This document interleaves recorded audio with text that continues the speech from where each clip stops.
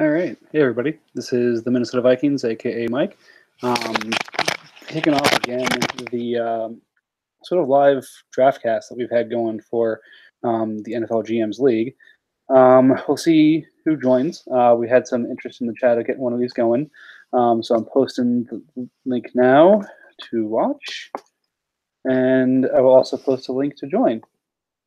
So once we get those shared, we can do a little bit of a recap as to what's taken place.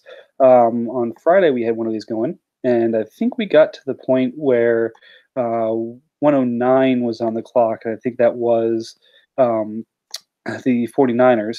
But again, as mentioned on that cast, he's sitting over in Afghanistan. So at a certain point, it becomes the middle of the night, and there's only so much we can hope for. So what I'll do is I'll do a quick recap of where we have, where we covered last time, what's happened since the cast ended and where we are now, and then we can go through some of the events of this morning. So thanks for joining, and hopefully you guys enjoy this. Go ahead and posting the link to join now, and we'll get to it. So jumping into it, couple things to cover of note that definitely lend themselves to some events of this morning. There's been about 10 trades in the last 20 days that impact the league in some way, shape, or form leading up to the draft. Big one, which has an impact on today, is a Chargers and Bills trade where the Bills gave up Kuechly, Wagner, and their 25th pick of the second round this year for Marshawn Lynch, Ben Watson, Patrick Onwuasor, and 128. Why is that important? Well, we'll get to that in a second. Then getting to a quick recap of the draft thus far. As everyone knows, 101 was Saquon Barkley, as expected from the Eagles. 2, the Falcons take their quarterback of the future, Josh Rosen. 3 was the Chargers taking Baker Mayfield, even though he has Mahomes. We talked about that at length during the cast on Friday. 4, the Redskins move up from the Falcons to get Sam Darnold. Redskins is a huge Jets fan. He probably covered a little bit of this on the cast on Friday. 5, Falcons, after moving down from 104, move up to take 105 for me to get Darius Geis. So again, he's got 2 of the top 5 picks in this year's draft. Not a bad way to start things out. And then picked up some capital for next year by trading down with the Redskins. 106, Packers trade up to protect their investment in Nick Chubb at 106, since they already have Carlos Hyde. 107 was Sony Michel. 108, Lamar Jackson goes off the board to the Giants. And then, as mentioned, that's where we run into a halt until the Giants got on. Actually, no, we may have covered this because looks like the 49ers picked at around 7:45 on Friday night and picking Ronald Jones. And then the Bills wrapping things up at 110 with Rashad Penny. So first reason, bringing up the trade that the Bills did. Again, he gets rid of 2 linebackers in a second to pick up 2 guys that may be less desirable for a rebuild team, but taking on some salary, and a late first this year. So he adds another piece that could make him relatively competitive this year, with Penny looking like the immediate 3-down back in Seattle. Again, as mentioned, just flashing on some of the trades right now. The Falcons moved up with me, taking 105, giving me 130, 131 this year. The Steelers first next year, and the Buccaneers first next year. So I think everyone can agree that we want Lewis to do as poorly as possible, and now I have a direct stake in it. Good stuff. The details of the trade for the Redskins to move up were Yannick. That's a fantastic name, and I can't pronounce it.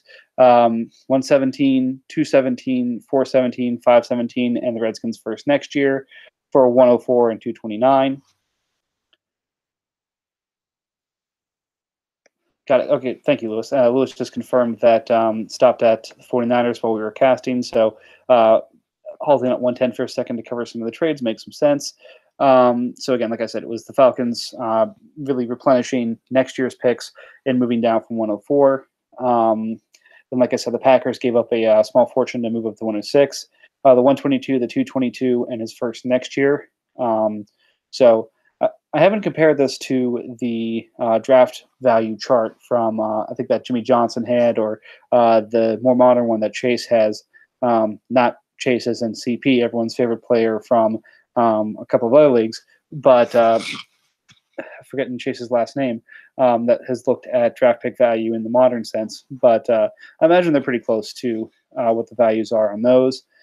Then, all right. So again, that's the top 10. Those are the trades thus far.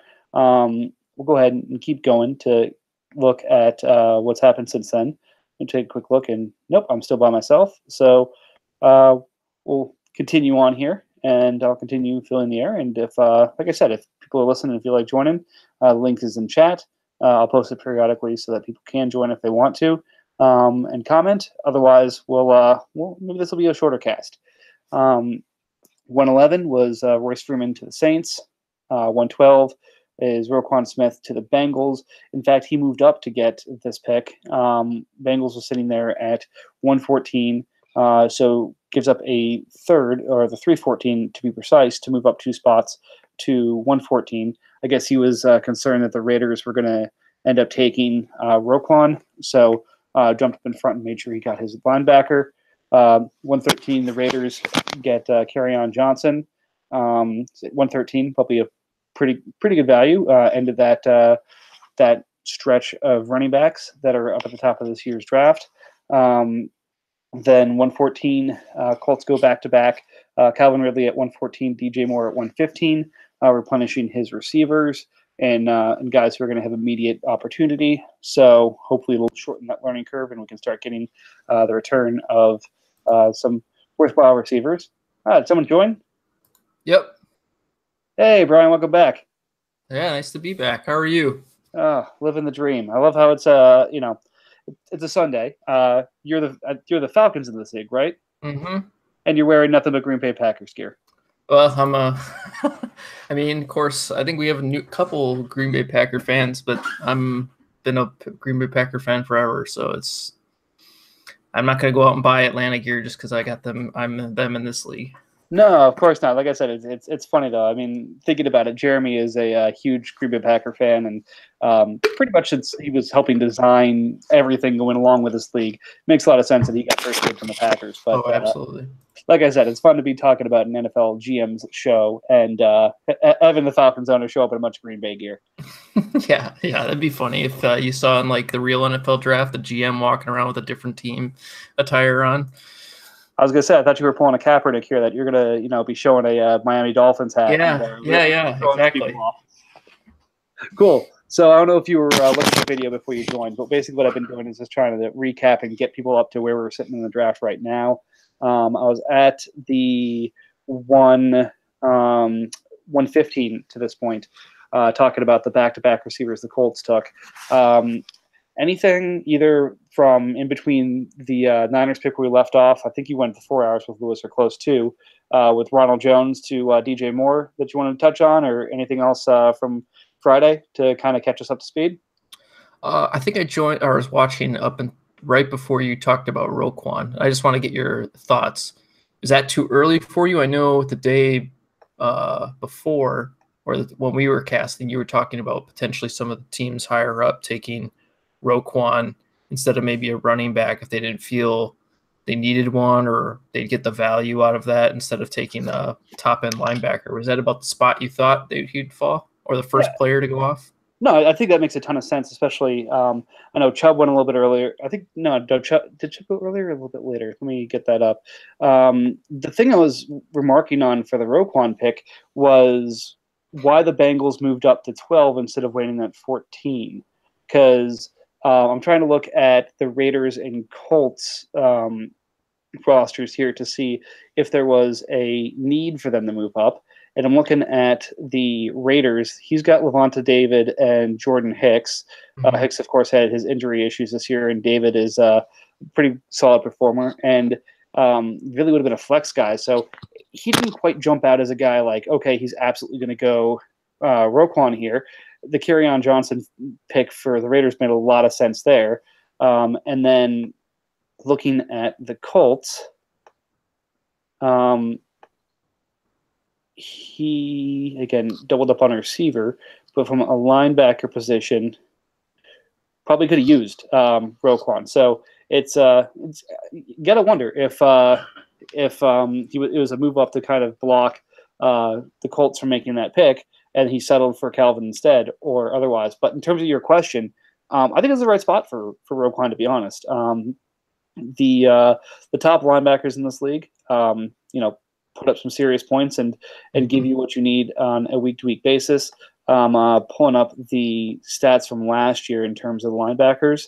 And if you look at the top, the guys like Bobby Wagner, C.J. Mosley, Demario Davis, Wesley Woodyard, guys like that, who are really the middle linebacker and main tackler on that defense are your top scorers. So someone like that is going to, hopefully plug right in from day one. The question is, how does he fit next to, I'm trying to remember, is it Freeman they cut, or is it I think Freeman either retired or cut. I think he's going to be playing next to Trevathan. Trevathan, that's who I'm thinking of. Thanks. So the two of them, I mean, what that share is going to look like, again, I'll use the San Francisco analogy because I'm a huge 49ers fan, who's going to be DeVar Bowman, who's going to be Patrick Willis, but really it's a win-win situation there. So, it's not a position of need I see for the Bengals, but I think from a value perspective, that's the right where I expected him to go. What are your thoughts? Lewis called me out on it. I would have taken Roquan had he fallen to 117. I think that was my game plan. So had he made it, that would have been great. I don't know if the Lions, because he took Chubb at 16, would have thought about taking Roquan at 16 either. But I guess that's right around the area I would consider taking a linebacker, one of those top linebackers, because it seemed like once you got through the running backs, so like once Kerryon was off the board, it just seemed to have a wide tier for wide receivers because none of these wide receivers were viewed as like can't miss prospects, nor from the standpoint that they were going to great positions or great starting positions for their teams. So I think they kind of just has leveled off in terms of the value for those or waiting on those. So yeah, I was curious as to when the first one would go, and I think that's maybe just a little bit earlier than I anticipated, but probably right in that wheelhouse of where the first linebackers were going to go, especially in a league like this where landing those players is kind of hard, especially those top tier linebackers. No, definitely. And again, we'll cover some more of those linebackers in a second here. So again, as you mentioned, 116 was Bradley Chubb for the Lions.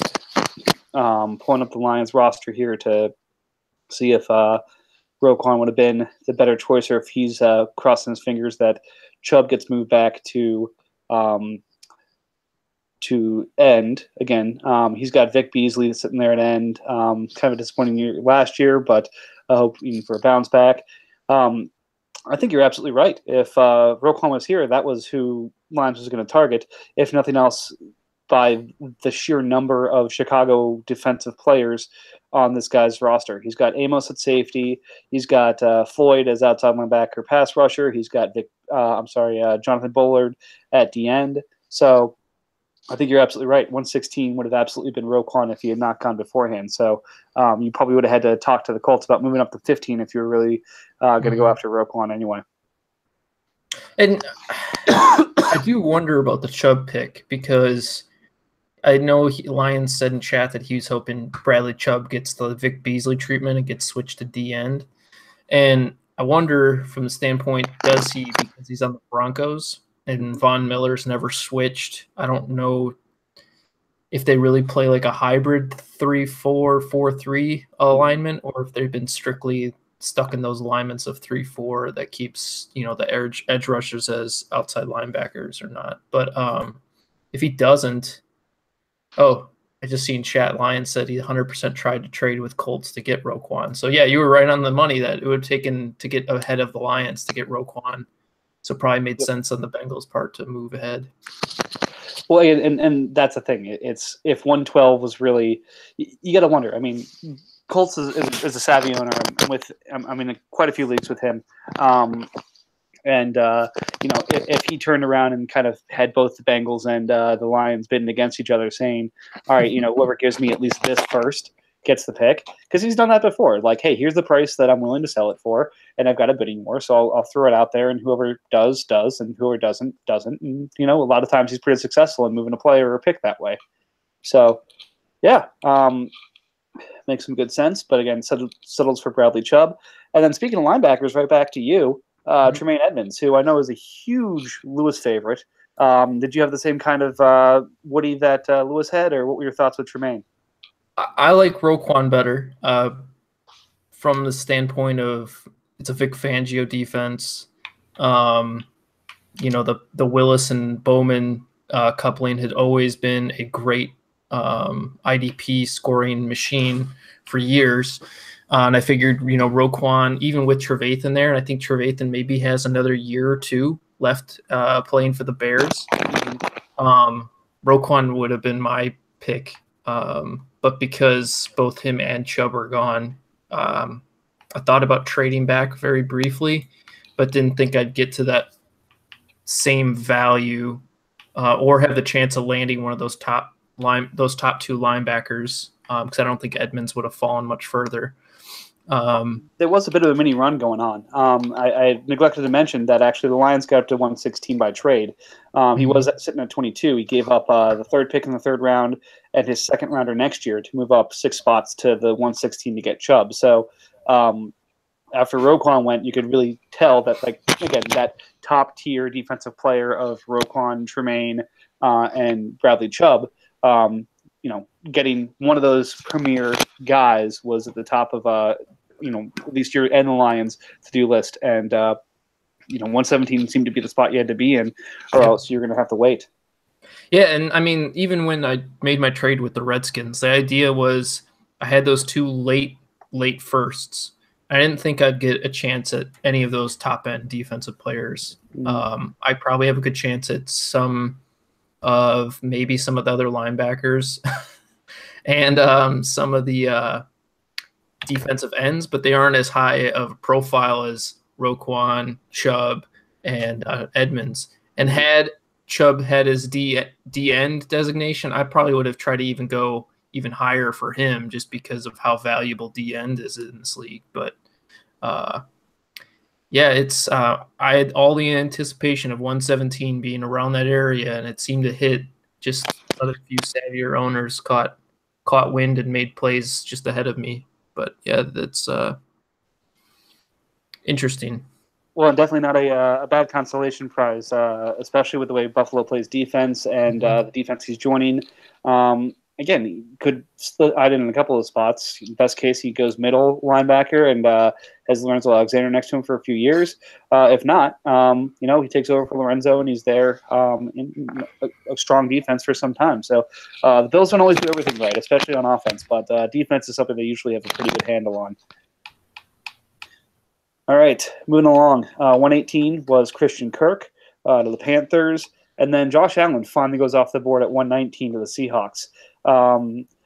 It's always a question with Josh Allen. I know the Dynasty Twitter community has been hating on Josh Allen almost across the board, but then the professional draft analyst community seems to love Josh Allen. So again, in a lot of these drafts like this, where QB is definitely on a premium, I was interested to see where he went. What did you think about 119 of Josh Allen? Do you think that's about accurate? Too high? Too low? Well, I think that's probably right. Right around the area. Had he dropped any more, he would have been even more and more of a value pick. I mean, you probably saw in chat a few times, Ian kept popping back in saying, "Oh, please, someone take him before 117," because he would have been kicking himself for making all those trades up just to get, a potential starter down at 117 anyway. So I think the Dynasty community is poisoned Allen's draft stock just from the standpoint of how his metrics don't match up with his athletic profile and his physical gifts. But I think it made a great deal of sense because if he hits, if the Seahawks get a great quarterback option who's going to be cheaper, And then he could potentially look at getting Marcus Mariota off his payroll at some point or trading him if he could. Just quarterbacks always, if they hit, have incredible amount of value in this league, especially rookies. So can't blame him for taking that. Lewis, what do you think about Josh Allen? I think it was too late. I think I was surprised that he made it to. I don't know what you said he went 118. I thought he was going to go 113 for sure. I mean, if you're going to take Lamar Jackson, wherever he went, I think he was top 10. 108, yeah.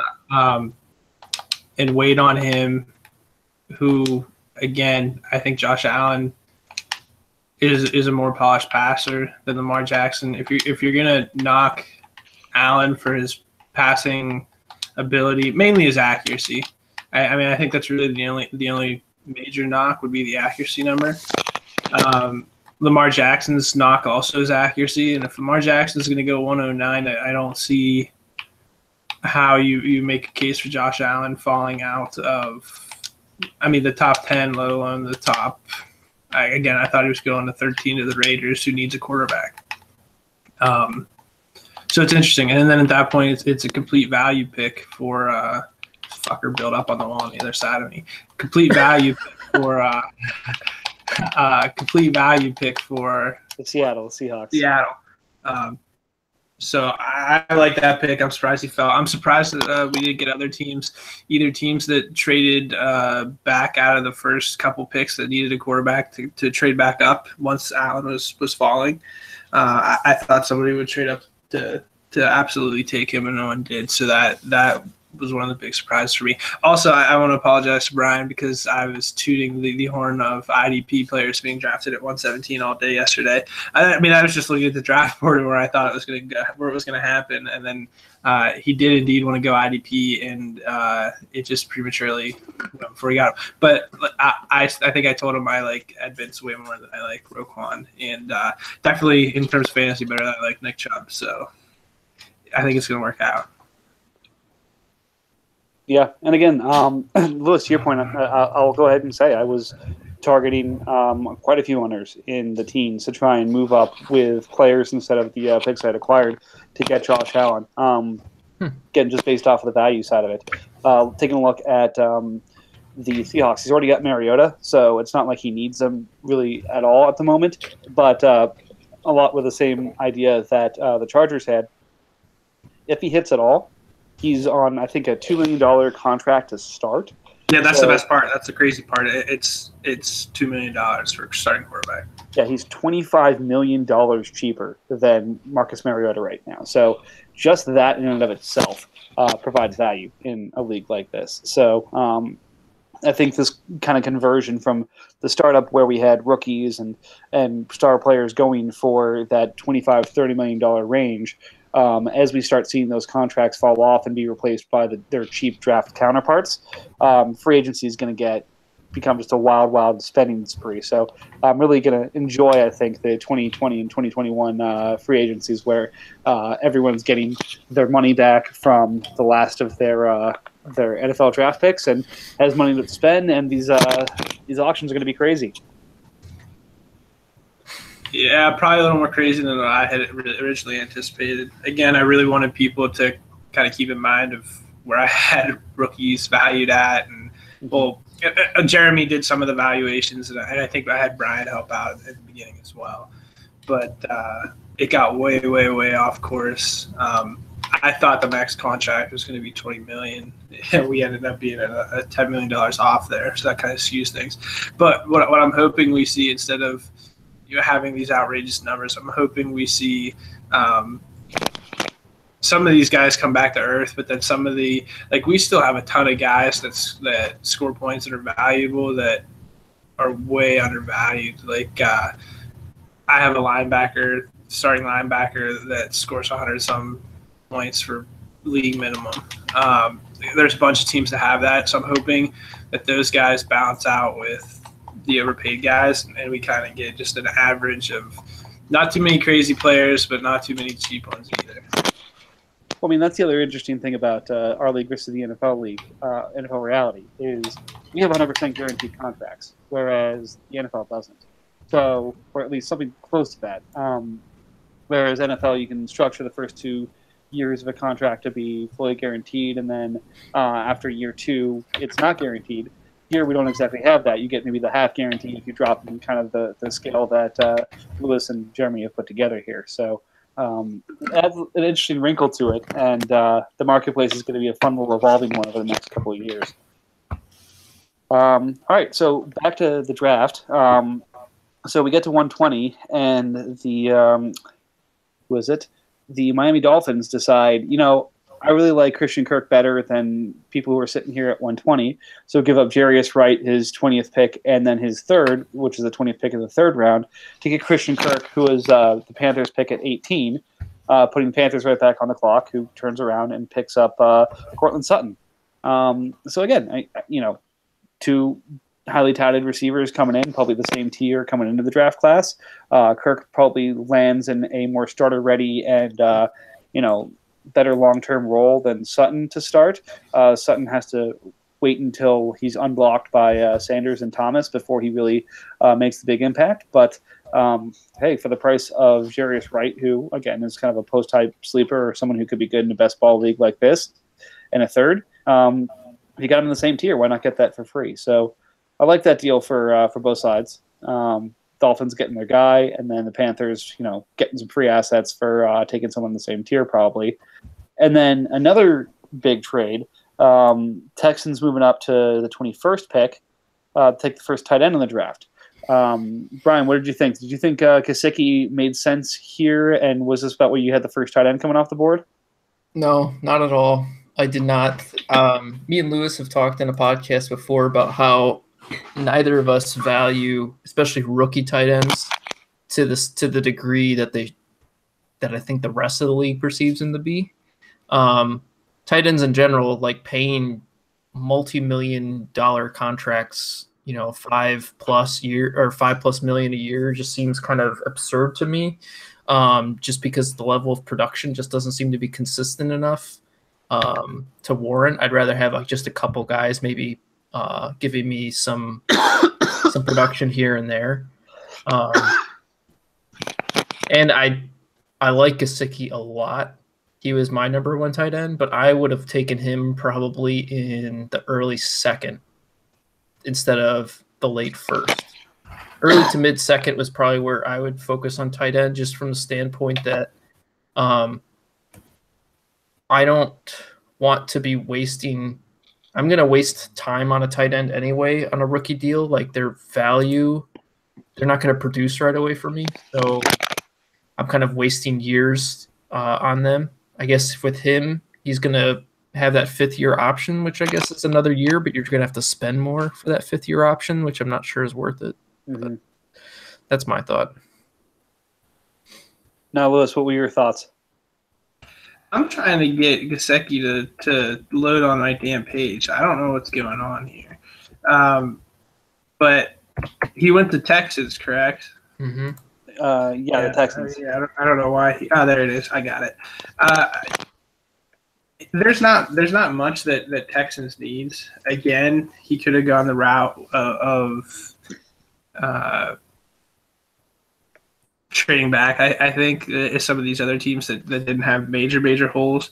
But you look, he's got his starting quarterback. He's got two of the probably one of the better duos running backs in the league. He's got a stud wide receiver or two even for best ball, and then some real depth guys. If he's not going defense, which linebacker's not a massive need, nor really is the end, he has limited options. Gesicki again is a little early for me, but it's not too bad. It's not like I don't feel like it's a reach because he drafted by a positional need, because he does need a tight end. But I think what he has done though is now he's got Steven Anderson and Ryan Griffin, and I believe Houston took a tight end in the draft. So he might as well just tie his wagon to the Houston tight end. So that means he's going to have to pick up another tight end. So that's really the only part that I don't like there. I would have just secured the tight ends for Houston. Make sure you have one. If they use two, you're good. It's an early pick on Gesicki, but the good thing is the price. It's only $2.1 million. It's going to take him, I would assume, a little bit, especially in Miami. I mean, we saw they haven't had anybody really since Jordan. Is it Jordan Cameron or Cameron Jordan? I don't know, whoever. Yeah. So haven't had anybody since him. They tried Julius Thomas. He's terrible. There hasn't been tight end production in Miami in a really long time. So he is. I mean, after the draft win, he got bumped to my tight end one, but he wasn't my tight end one going into the draft. The spot's kind of. I'm not sure it's a great spot, again, because it's not used. I think the Denver guy that got drafted, Troy Fuma, whatever, I think he's got the best spot. So we'll see. We'll see this pick. It's not really a luxury pick. It's not really a reach, in my opinion. It's just he needed a tight end, and if that's his tight end one, then he did good. Yeah.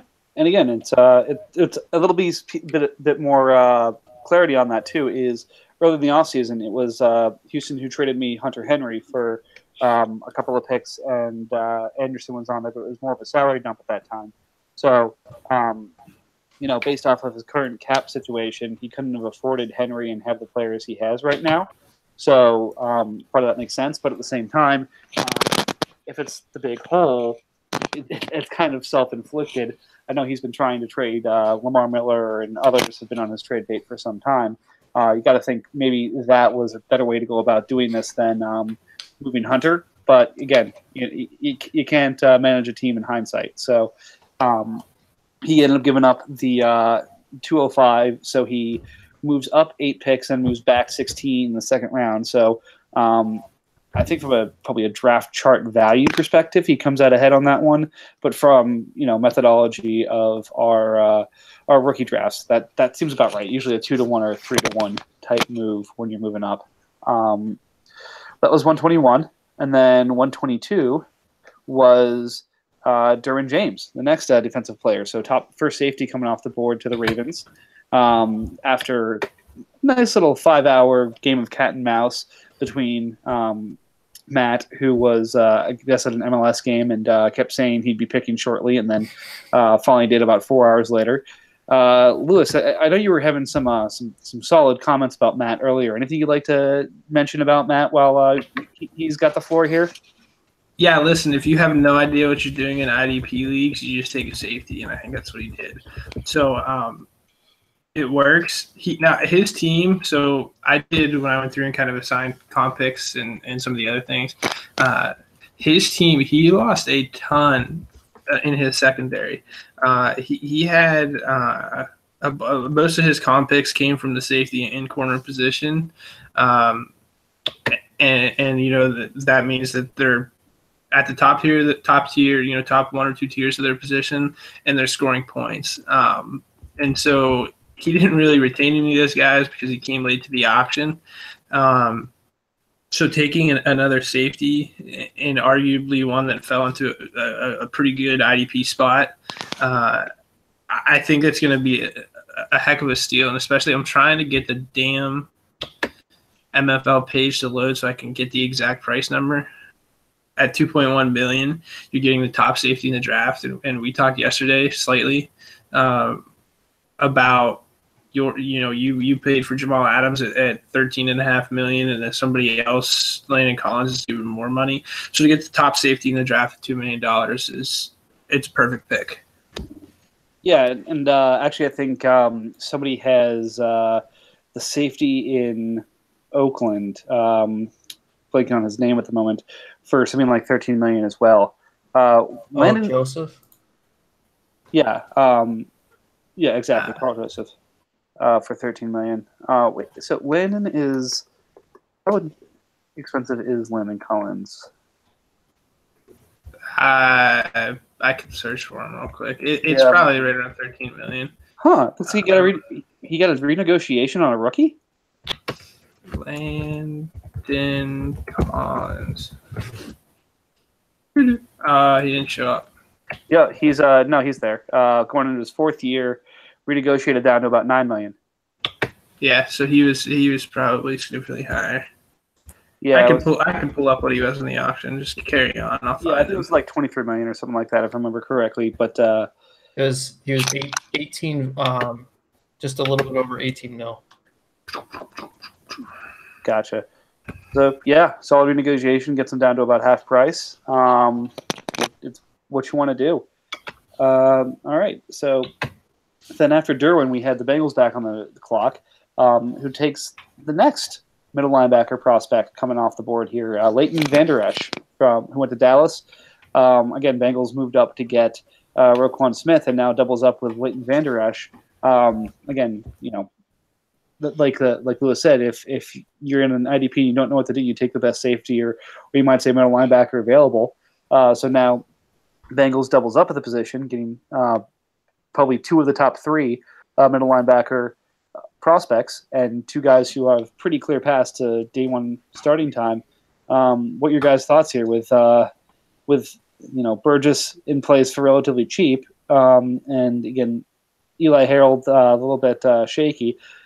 He kind of takes it from a position of weakness to a position of strength with these 2 picks. Mm-hmm.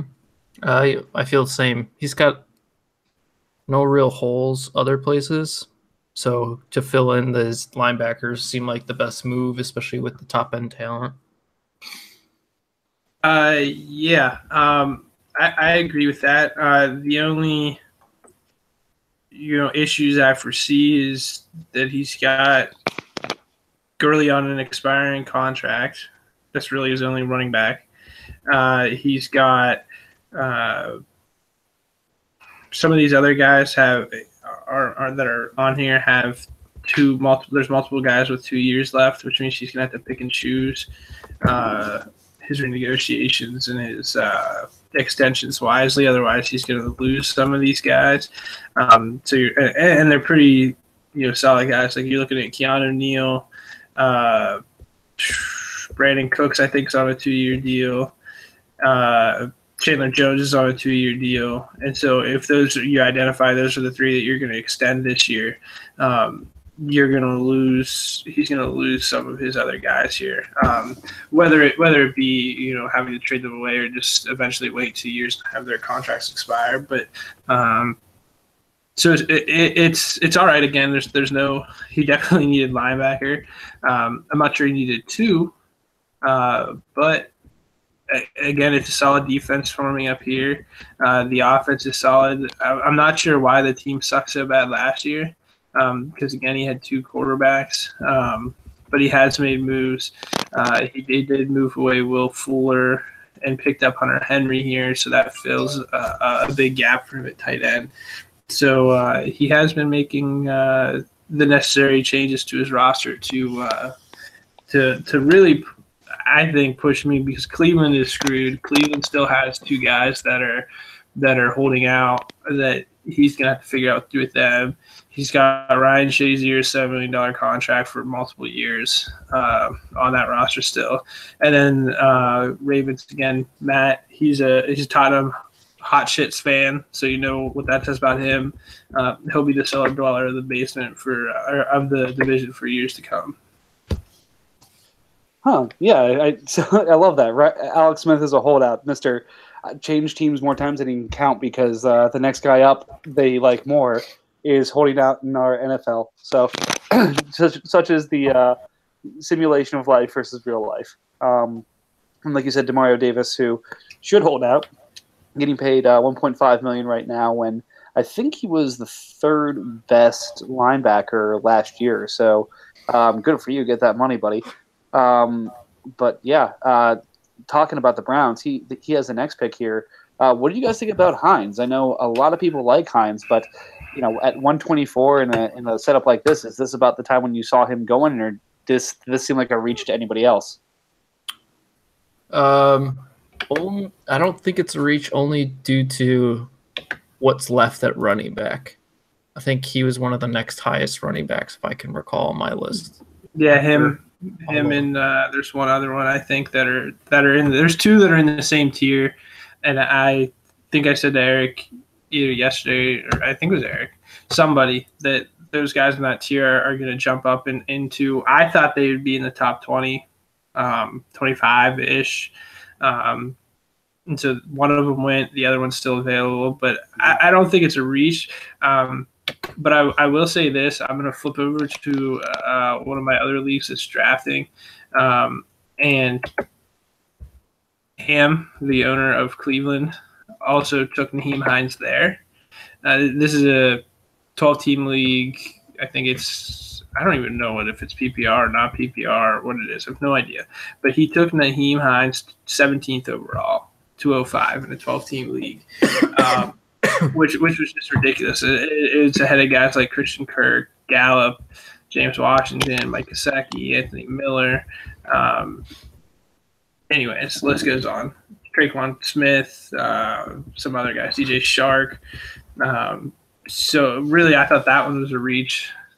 This one I think is okay because of the league setup and the other things, but it's definitely something where he picked that Nyheim Hines is the best running back of that second tier, and he wanted to make sure he got him. No, I think that makes some sense. The question I have there is kind of to your initial point. If you've got Alex Smith holding out at $15 million, and to get him to not hold out, I think you have to pay him the top 10, top 5 at the position. I put up his roster. So Alex Smith would go from 15.75 to about 26, and then Davis from 1.5 to Davis from 1.5 to what equates to about, I want to say it's 12 million, 13 million. So he's looking at about another. I think it was close to 30. It might be slightly under 30 million. It might be like 26 million that he's got to come up with, which is why I said he's got some. I would imagine one of these guys is going to sit out, or he's going to have to trade. Just go ahead and accept with Alex Smith, and then try to trade him to a team like Oakland, who has a shit ton of cap space, and then just ride out without a QB for this season. So, I mean, there are options. He also has Shazier at, again, $7 million on his roster, who keeps getting switched from IR to out. So if you hide that, I mean, you only get $3 million. I tried to buy the $7.5 million cap hit from him, but he wanted to sell it like Shazier could actually play football. So I don't see that one's going to happen. So he's probably stuck with that. So those things there are just really going to put him in a tough hole. Yeah, no, I mean, and that's the thing. It's when you're on the clock with that pick, you have the 24th pick. I imagine you could probably have taken that pick with Alex Smith and gone and maybe even gotten yourself a bit of an upgrade. Like, does a team like, and I'm just spitballing here, like the Chargers, who have, Mayfield and Mahomes. He mentioned he loves Mahomes, but hey, you offer him 24 and Alex Smith for Mahomes, and then maybe you have to sprinkle something on top of that. Get you a starting quarterback, get you a young starting quarterback. That gets you out of one problem and lets you handle Davis, or vice versa. Instead, you're dealing with $20 million worth of cap hits, and one of your best trade chips to get it off your roster isn't there. So, tough decision. I know Hines is his guy, and I admire stepping up for your guy, but in a format like this, it's probably a missed opportunity. Brian, anything to add? I don't know. I feel like he might be doing this move as a precursor that he might be letting Melvin Gordon walk in a couple years. I mean, he still has some big cap hits he's got to pay if he wants to keep them for next year. Even like Michael Thomas needs to make a decision on this year as well. And he's not having too many expiring deals. Like his biggest expiring deal was Terrell Freeman at $4 million, and Alex Smith, but he's got to make a choice on him. So I don't know. He's in a real tough position. Yeah, and that's the thing. Like, if Freeman retires, that saves him $5 million. If Shazier retires, that saves him $7.5 million. So that could free up, 12 of the $20 million he needs. But then, if you look at the other big hitters who he'd have to, either eat part of a contract or try and flip for space, could he have moved the Chris Samuel contract? Could he have moved the Shazier contract? Could he have moved some of these where it's looking like misses, but he had to pay up for him in a rookie draft to help fix some of these problems? So, anyways, we've given Ham enough shit. I'll send him an offer later since I'm zigging well. He probably needs his ag. But next up, we've got our Afghanistan hero once again, 125 taking Michael Gallup with the comment, just like the Cowboys, I'm replacing Dez with this guy.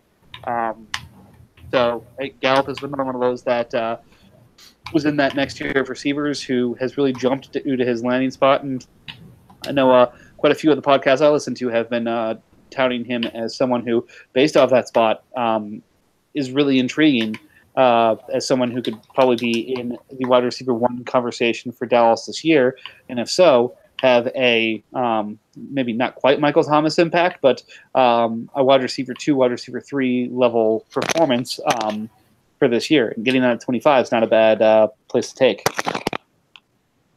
No, his comment kind of stung for me. Just like the Cowboys, he's replacing Dez, and I'm stuck holding the bag with Dez at the moment. So I really like the pick.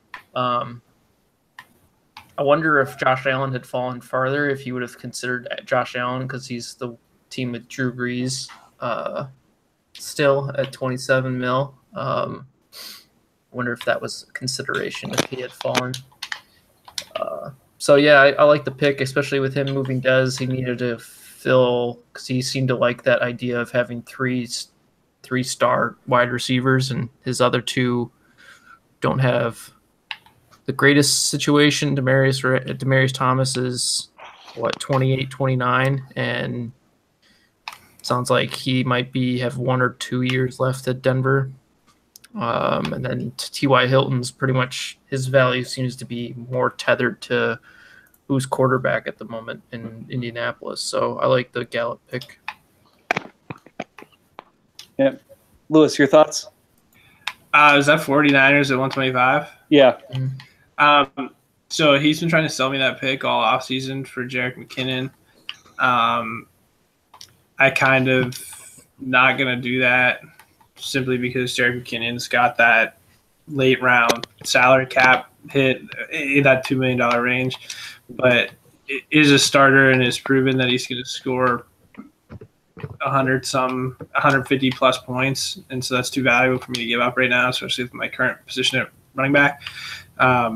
But he'd sent it like multiple offers. I countered one. I thought he would at least consider it because it was, I thought, a fair offer considering what he was trying to give me, 125, a future first, and a player that probably deserves to not even be rostered in a 32-team single copy league. So I made a legit counter. I was surprised that it wasn't at least countered or considered. But it is what it is. He made the pick. And again, with him trying to target a running back, I'm surprised that he didn't just take the other running back that's left in that second tier, at least in this type of league, the second tier of running backs. So it was an odd pick for me because really I don't think it's a position of need. He'll have a pick next year that he could use on wide receiver if he really needs to, or you can buy one. So I don't know. It's one of those things where we're playing best ball, and I don't think you need 5 or 6 wide receivers like what he has, where you're paying multiple guys a lot of money. I don't have his roster in front of me. I know you named some of them, but I think there's one other guy on there that I think is at least decent. So I thought he had a pretty good wide receiver group for best ball already. Yeah, he's got Marquise Lee. That's the other one. Yeah. So I thought he had a pretty good wide receiver group already. So just kind of adding to that is a little weird, considering that he definitely has other needs. His linebackers aren't the greatest, but he's got a shit ton of money lined up in them. He's got some other teams taxi squad linebacker. too. Yeah, right. But again, those guys aren't gonna. I don't know if those are guaranteed points, and the chance to get one cheap and then move one of those guys or move on from one of those guys. But it is what it is. Gallup's a nice pick. I'm not sure I want anything to do with Dallas's offense outside of Ezekiel Elliott this year, because I don't think that if you go into a season with Terrence Williams, Cole Beasley, Ryan Switzer, and Michael Gallup as your wide receivers, that good things are going to happen to you in the passing game. So it's a pick, again, that he's going to be patient with, that I don't know if he'll see massive production until multiple years down the road. And with that, I don't know why you wouldn't have just waited to pick a better wide receiver next year, because next year's class is fully loaded. Fair. And yeah, to your point, it's he's got for 3 more years Hilton at 18.9, Demaryius Thomas at about 15.2. Marquise, as Brian mentioned, that's just under 5 right now, so he adds Gallup to the back end of that. But again, he's got good production at running back. Mack is probably his RB1 right now, just under $5 million. Rojo at just under $3 million. You mentioned Breeze at almost 28. Nick Foles at 7.5. So he's got the space too, 23 million in space, and he's on the he's shopping from the budget bin at defense. None of his linebackers are worth more than $850K right now, and all of his corners are min salary. So outside of Rashad Jones, he really saved his money there. But that said, Gallup's a good pick and was definitely on my board. But we progress to 126 here, which again was some fun this morning with Johnny sleeping through speed on the clock. What time zone is he in? Is he in Mountain? Is he in Central? He lives in Minnesota, so he's 2 hours behind me. 1 hour behind me. Minnesota's Central, so yeah, 1 hour. Yeah, so he's 1 hour behind me. We're currently playing Fortnite together. I'm carrying him. He has no kills. I had to revive his ass as soon as we landed. But that's all right. I don't even know who he picked. I'm sure it was a terrible pick, but at the same time, probably better than the Ravens pick. So, well, actually, he went the same idea as Ravens. When in doubt, pick the safety. So he took Minkah Fitzpatrick. So he's going to be an interesting one to see what he gets designated on NFL. He's a safety right now. But if he lines up in the nickel, does he switch over to corner? In which case, that's a hell of an expensive pick to make on a corner. Yeah, I don't know if I like that.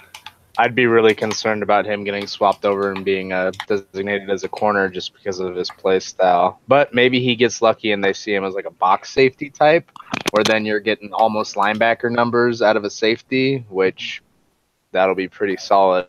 But it's just that's a real risk to take there, to try and hope that he's still designated as a safety once he starts getting playing time.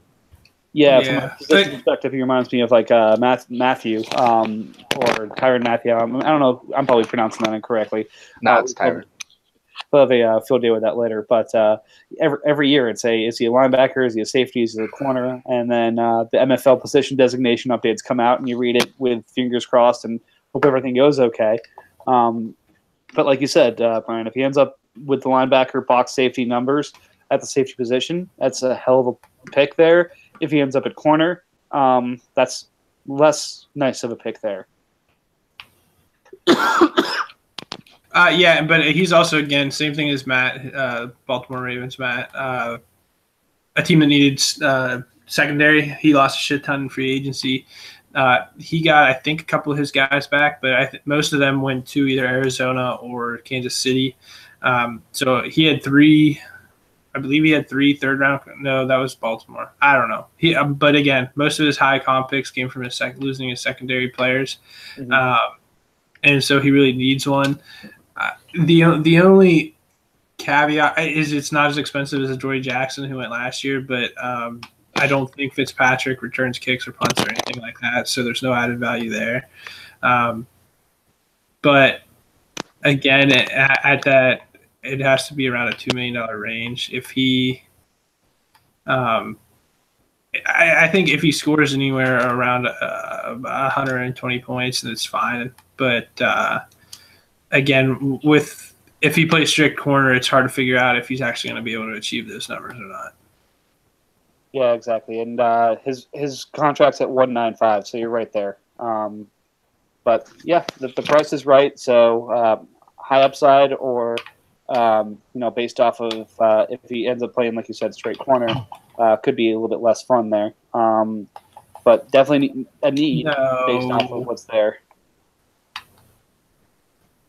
All right. Anyways, moving on. Jaguars quickly after Johnny picked take James Washington, who was a surprise faller for me. I expected him to go off the board in that 121 range, and was kind of sitting there with fingers crossed that maybe he'd fall down a few more picks, and was trying to move back in to grab him. But he finally goes off at 127 to the Jags. Brian, did you think this was about right for him, or did you have him going earlier? No, I had him higher. Probably in. I thought he might go in that 120 area as well. I thought maybe like the Gesicki spot would be a spot that James Washington went.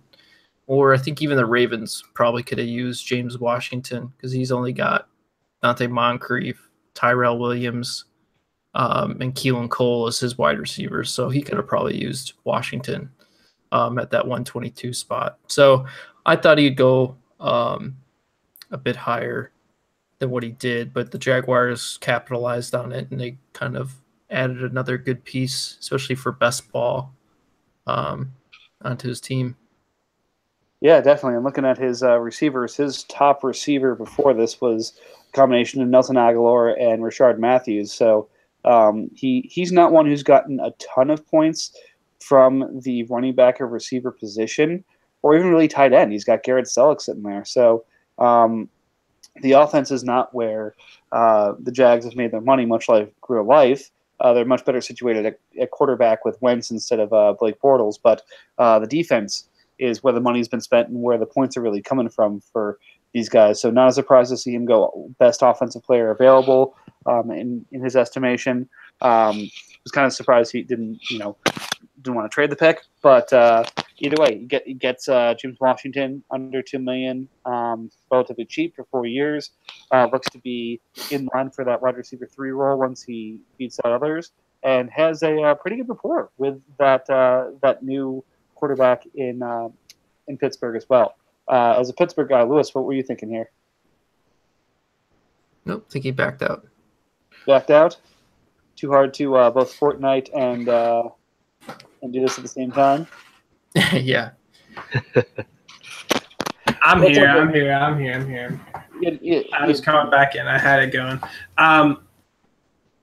We're talking Bills and what's his face? So we didn't get there yet, but that's the next one here. But we're finishing up James Washington as a yeah.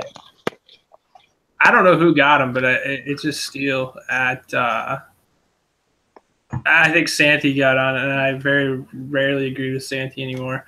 But Santi said it's a best ball steal, and I agree. He's going to play the outside for Pittsburgh, I would assume, the burner guy, step into Martavis Bryant role. And he's going to be in an offense that's obviously going to throw the ball. So I really like that pick. Again, I think he's an early to mid second round pick in a standard league, and so that would equate to him being, I don't know, 15th, maybe somewhere in the 15 range. Definitely a top 20 pick, so to get him at 27 is huge. I don't know what team you went to, like you said, but great pick. The Jags. The Jags, yeah, great pick. And I think the Jags are one of the teams that really needed a wide receiver. I could be wrong. But yeah, great pick. No, and we've also been joined by the Chargers here. Welcome back, Matt. How's it going, guys? Good. So we're doing a little bit of recap of where we are now. So we've gotten up to the 27th pick of the Jags, taking Washington this morning. of the last, say, 20 picks or so, anything kind of jump out to you as things that have surprised you for the good, the bad, or the ugly? I made my comment on that Minka pick. I think that could be kind of a coin flip for what ends up happening. I really liked what the Colts was able to do with grabbing Ridley and Moore. Mm-hmm. But outside of that, everything else was kind of falling in place with what I expected to happen for the most part. Kind of surprised what this next pick, that this player fell to that pick, to be totally honest. But other than that, it all relatively in line with what I expected. I think I posted in the chat, but I've been trying to move up into like these picks for the past forever. And definitely seems like the value tier hasn't broken quite yet to where it's going to be more reasonable for the prices. Not to say like what people have been asking is unreasonable, just a little bit more than what I'd like to pay, I think. And a lot of people have just been outright like, hey, the value's too good for me to trade out here. Like, sorry. I know the value is good for what I'd be getting in return, but I just value the players I'm getting here even more. So it's definitely been interesting watching this all happen. No, it's definitely true. And since I've got 2 of the next 3 after the current pick, I can agree with that. I've got 2 guys I really want coming out of this, and one that I think is going to go next pick. And if it falls how it goes, I'm probably not going to look to entertain. If it doesn't, then I'll take offers. But really, I mean, just from my perspective, some offers have been really good, and some have been, even if I'm going off of the Jimmy Johnson card, just wildly off. Like, I wouldn't accept that in a 12-team league, and I certainly won't accept it in a 32-team league. So, kind of offers. So, I agree with you on the value tier, but at the same time, some of the offers that have been sniffing around and hasn't been met. So I'll say that outright. I'm not calling you to the carpet here. But some of the stuff here is just kind of like head scratching. Like, really? That's what you think it takes to get up to a first round pick at this point, even though it's late? So, it's been a fun experience and a fun learning process for me. Yeah, there was some of those like 104 or I think 114-ish I was trying to trade up into, and I was offering my pick next year and Broncos pick next year, which I would assume, just looking at that roster's at least in the top half. Mm-hmm. And I was getting bulk after bulk after bulk, and I was like, okay, well, maybe I'm just overvaluing the future firsts. And then I was talking with one of the owners a little bit later, and he was like, yeah, I mean, that's good value on the pick, but the value here for the players in and of itself to get that player now is better for a lot of these guys than it is to, like, trade out of the first this year and get another 2 picks next year. Like, I don't think a lot of people are going with what you did this year, Falcons, with trading out, getting a bunch of picks, and then, you got a bunch of ammo to move up into next year. So it's definitely been interesting. I mean, for me, I think I traded away some of my ammo already for next year, but I think I have enough retention where I can still make those moves next year too. Or even if I wanted to move up, if the value kind of holds on probably some of the defensive players in the early to mid second, could probably make some moves to get back up into those spots. I'm kind of up against the cap on a lot of things with my team right now, with roster spots, contract years. That's the other thing about having so many first-round draft picks or picks in general, is just the number of contract years you have to sink into these players. Oh, yeah, it's nuts. So I've been having to be really cautious with that, and I had to make a move. I was trying to offload Josh Norman the last couple days because of his cap hit. It was just way too much for the amount of production I could perceive getting out of a corner, and I wasn't getting anything that I was even trying to just give draft picks away, kind of like what Lewis did with me and Joe Hayden. And so I just had to cut ties just because I'd rather have the cap space to get those few extra draft picks than hold on to Josh Norman. So, yep. Yeah, makes some sense. Right, and then segueing to the last pick that's been made so far. So last pick that's been made, and the Cowboys are on the clock afterwards. I think the sixth quarterback finally goes, and it's Mason Rudolph to the Pittsburgh Steelers, and goes to Eric of the Bills, who has Sam Bradford sitting there as his current QB, and now he's got ideally the Pittsburgh QB of the future. So. Lewis, started off since you're the Steelers fan. What do you think? This is Eric's favorite quarterback in the entire draft. Go ahead and explain that one to me. If he hits, I'm going to punch Eric in the face. When the third round started, I said if the Steelers draft Mason Rudolph, I'm going to punch Eric in the face. It's really gone downhill for me quickly. I like the pick. Again, I'm not sure. Outside of Ben, the Steelers haven't been able to do much at quarterback. They haven't been able to develop one. They've tried multiple times. Landry Jones, remember, was I don't know if he was late second or a third round pick. They wasted a fourth on Joshua Dobbs seemingly last year. This is a third on another one. So they might just be under one of those teams that can't develop a quarterback and needs to just suck for a year and then pick at the top of the draft and just take a good one. So I'm not sure Mason Rudolph even plays. Ben's coming out saying he's going to play 3 or 4 more years. I doubt that. I mean, if they win a Super Bowl within the next couple of years, I would imagine that's where he goes out. They were close last year. I think if they had won it last year, that he sure as hell would have retired. But it's a nice pick. And again, this was Eric. I think though would have taken Josh Allen if Josh Allen fell here too. That would have been, I think, preferred for him. Obviously, I think that would have made him probably one of the bigger draft day victors of the first round, hauling whatever he took with his first pick, Rashad Penny, and then being able to get Josh Allen, because that kind of gets him off of the Sam Bradford train.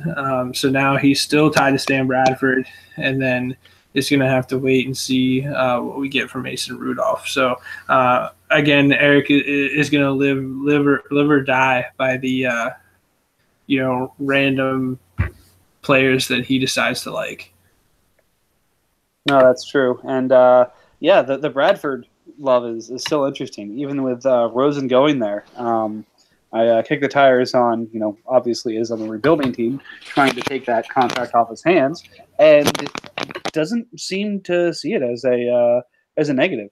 So again, we'll see what happens this preseason. See if he can hold off Rosen. See if he still has a starting quarterback for at least a little while.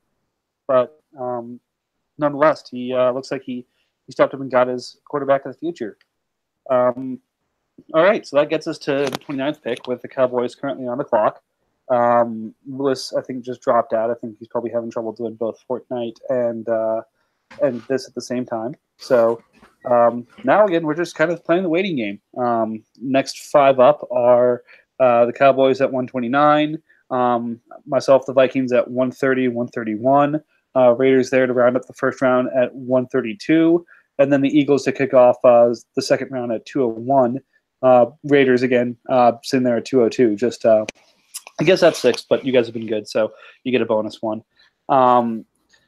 As Lewis mentioned, actually no, Lewis is gone, so whatever. Who cares what he says? Brian, as you had mentioned, the tier break is still going in terms of kind of, at least from my perspective, where that value sits. How much longer do you think we have this tier for? Again, I've already kind of made my decision, so don't worry about influencing me. But do you think that this is going to keep going until the early second? What pick do you think is the target that, hey, if I want to get into this batch, I've got to get to pick X? Offensive players, I think it drops in like 3 more picks, personally. Mm-hmm.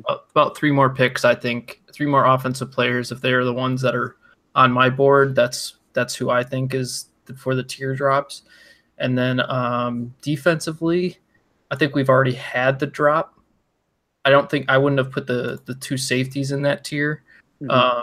There would have been lower for me, but I would have. I think after Edmonds and Van Der Esch, I would have had the tier dropped, and I have an expectation that we're going to probably start seeing a lot more defense in the next round. And that tier I think got a little more. It's a little wider in terms of what you can get. I think probably we'll see a lot more linebackers and defensive linemen, either be D ends or D tackles, be taken in the next probably 20 some picks. Yeah, I think we've got about 4 or 5 total picks before we get into that really kind of like flat zone of value where there's not a whole lot of guys that are going to be like, wow, I'm so happy that I got this guy and I felt I just had to trade up for him. I only see a few offensive players that I really like still left up on the board. Quarterbacks are basically all gone unless you really believe in Luletta or whoever that guy the Patriots drafted is. Mhm.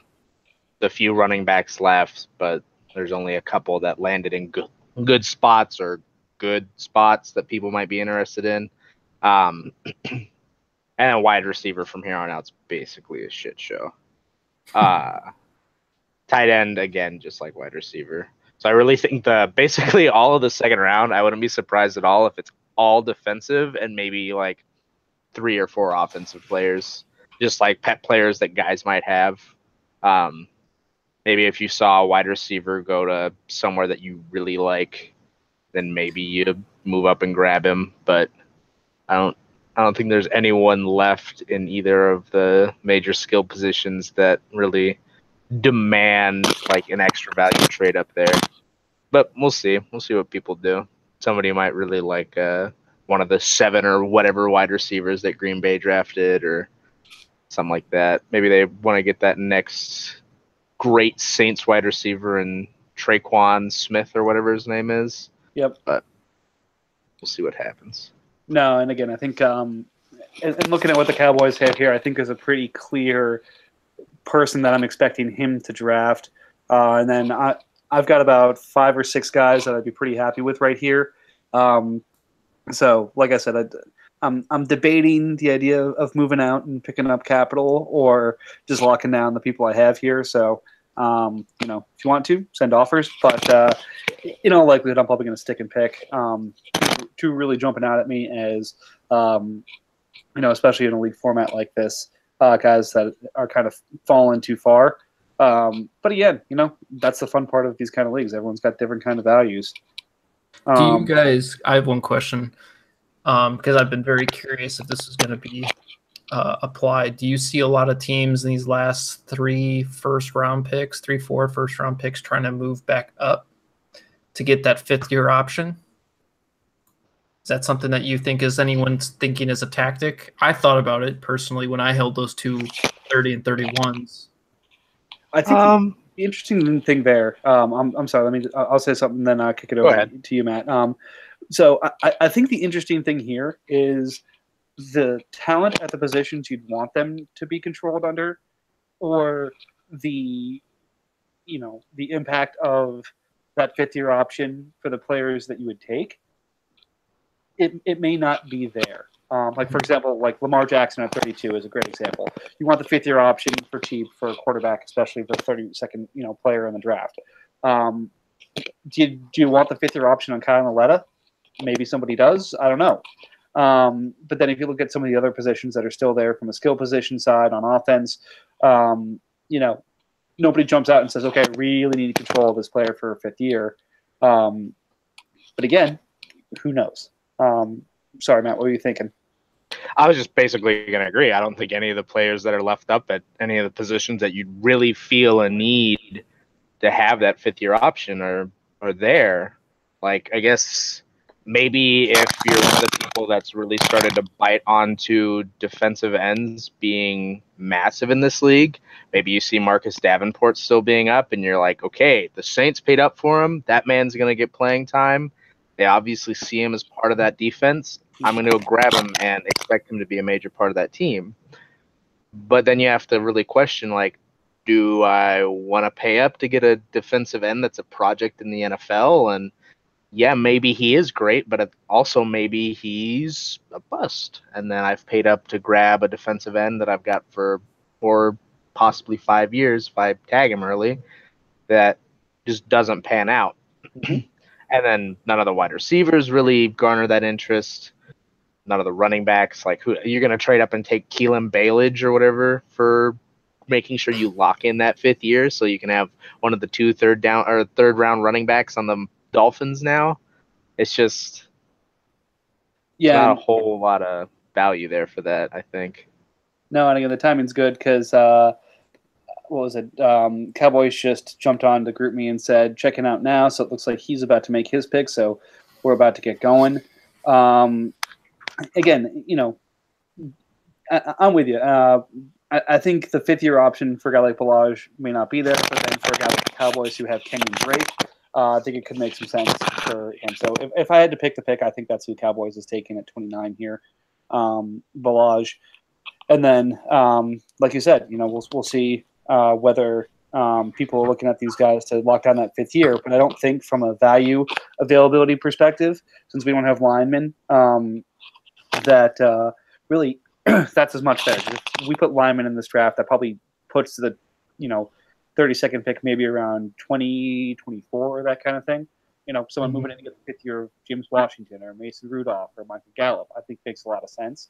But at the same time, I agree with what Matt's saying that of the players left, I don't see that 5th year option as being the major determining factor. And hey, maybe that's softening the market for me, but we'll see what happens. Agreed. I couldn't agree more. I kind of felt that, but as I've seen the draft kind of shake out, I just don't feel there's that value there. Had Mason Rudolph fallen, or had the Bills not been someone that really wanted him, I might have seen a team like the Bills, if he wasn't in that spot, trying to trade up to get him, since he liked him so much. Just because you'd have to think they gave a high third to get Mason Rudolph, so the Pittsburgh have some level of investment in him that they might think he's the QB of the future. And if he actually does get playing time at year 3 of his rookie deal, you probably want to have that 5th year option just in case. But those are really the limited circumstances where I see that someone wanting to get up and grab that player, or a linebacker. That's about it. Those defensive end, QB, and linebacker are probably the only 3 positions that I'd really want to lock down. Maybe that 5th year, and linebacker's got to be it's a case by case scenario. No, definitely. All right, sitting here with bated breath to see if Cowboys pick here in the next couple of minutes. Just reloaded the site and didn't look like he had yet. If I check the chat there. 4 people online, myself, Pittsburgh, and Arizona. So I wonder if the Cardinals are trying to move up to get in front of me for a couple of players here. Have they drafted yet? Or No, they don't have any draft picks. I don't have any, huh? Yeah, the Cards are totally out of it. He went all in, basically. So let's take a look at what that team looks like here. It's got Jimmy for very cheap, taking advantage of the renegotiation. Damn.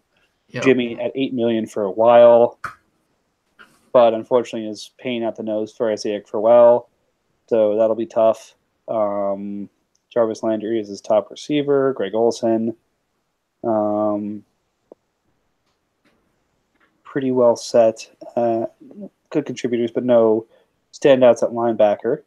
And pretty well set at safety. So, but has about $3 million in cap space. So, got to wonder if there's a deal in progress here of the Cardinals trying to move into 29 here to snag one of these defensive players that you guys have mentioned. He does have 2 comp picks, I guess. But yeah. Either way, he's got some ammo, but probably not the kind of ammo that those comp picks by themselves aren't going to get you up to 29. So, at least I wouldn't take them for 30 or 31. So, we shall see. That said, Reload.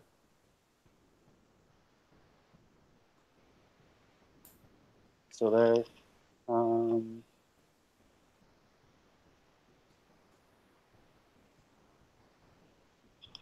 right. So that's kind of where things are now, and once we get a pick in, we'll be able to. Well said, Brian. We all wait with bated breath. Leading up the podcast. We need something new to respond to. Yeah, so again, if Raiders is online, there's a good chance of us getting through the second round, getting to the first round today, and hopefully making some progress on the second. I know these people are around with their families and doing other things. Things move a little bit slower on the weekends, but it would be nice to kind of keep this on track and really get us into a point where we're all having to dig past our initial cheat sheets to say, okay, who the hell am I taking in my fifth round comp pick here, because I haven't heard of any of these assholes. Yeah, I'm kind of hoping to get rid of my fifth and fourth round pick just so I don't have to look at these random names and try to throw it at a dartboard. I, for one, am looking forward to drafting a player and then immediately cutting him so I don't have to eat the contract years and cap space on him. Yeah, because that's going to be an interesting thing, because it's a guaranteed, 4 years of guaranteed 4-year contract for all rookies? Yep. Which, like, I think I have 18 or I've got 14 current contract years with 3 taken up by comp picks on the roster. So I've got basically 17. So I've got my second round pick. I've got a third round pick. I've got, I think, 3 picks in the fourth round. I've got 2 picks in the fourth round plus 3 comp picks. So that's 5. So that's 7 picks right there, plus a 5th, and so that's a shit ton of cap years that are being eaten up by rookies. Didn't Lewis say that if you announce that you don't want it beforehand, without trading it or anything like that, you're absolved of those cap hits? Possibly. I'll go look. Because I think he realized after he calculated all of those comp picks that some teams were just going to have a really tough time trying to move them. Like, I think the Bills was one of the examples because he had a bunch of late comps, I believe. Look at the grid. Oh, no, he doesn't, but... Broncos does. Browns do. Saints, Pats. Chiefs? No, Chiefs didn't either. I think it was Texans. Buccaneers have 1, 2, 3, 6 fifth-round picks.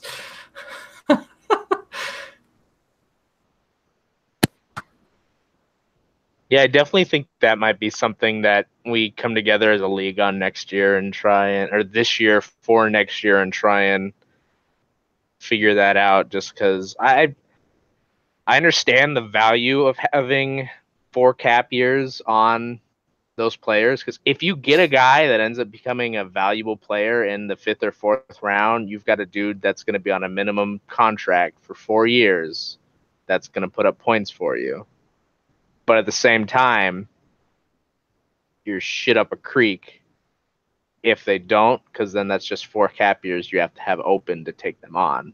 So I really think it'd be more work for our commissions, but something like either the team options on it, so they come in with like 2 contract years, and then you have a team option for the 3rd and the 4th, like you would with the NFL, because those guys are all non-guaranteed contracts, basically.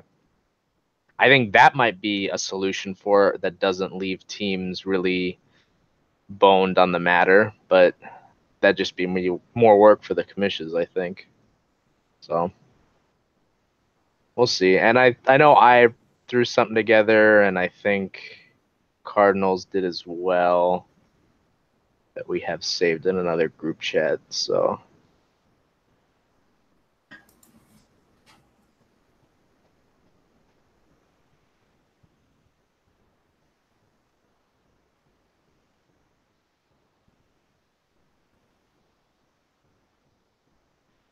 Man, Cowboys is really checking out who's available.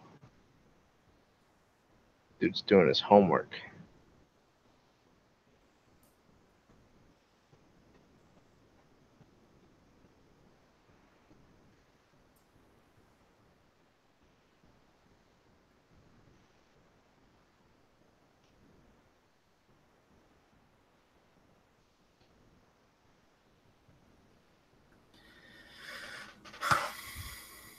Really curious with what Raiders' plan is with that late first and the early second. It's because they still don't have an answer at QB, so maybe they use that late first on Loletta. Could be somebody that locks him down for 5 years, hopes he's Tom's replacement. That roster in general is just not in a fun spot. But they've got a shit ton of cap space to play with next year, so that'll be fun for him. Well, he's got, how many draft picks does he have? It's something obscene. That he's got to factor in all those contract years currently into his team, if I remember.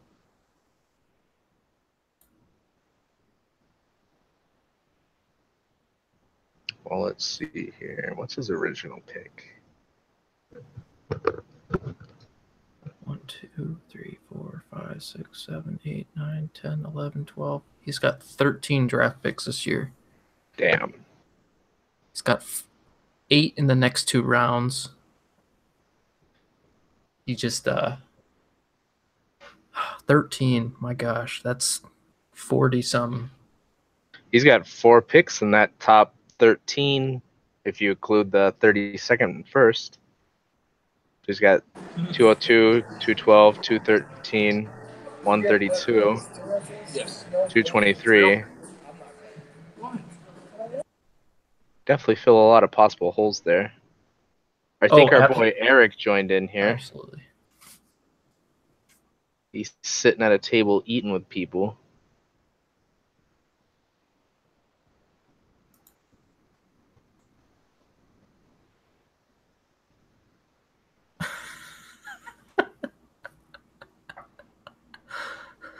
What is this man doing?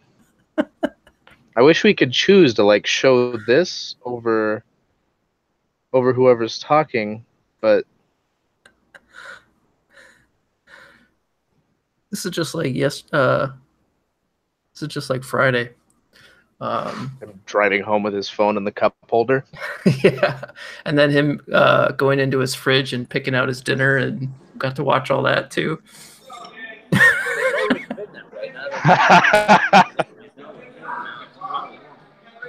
I can't hear. Put your headphones in, bud. I don't have it. Why not? Why'd you leave them at home?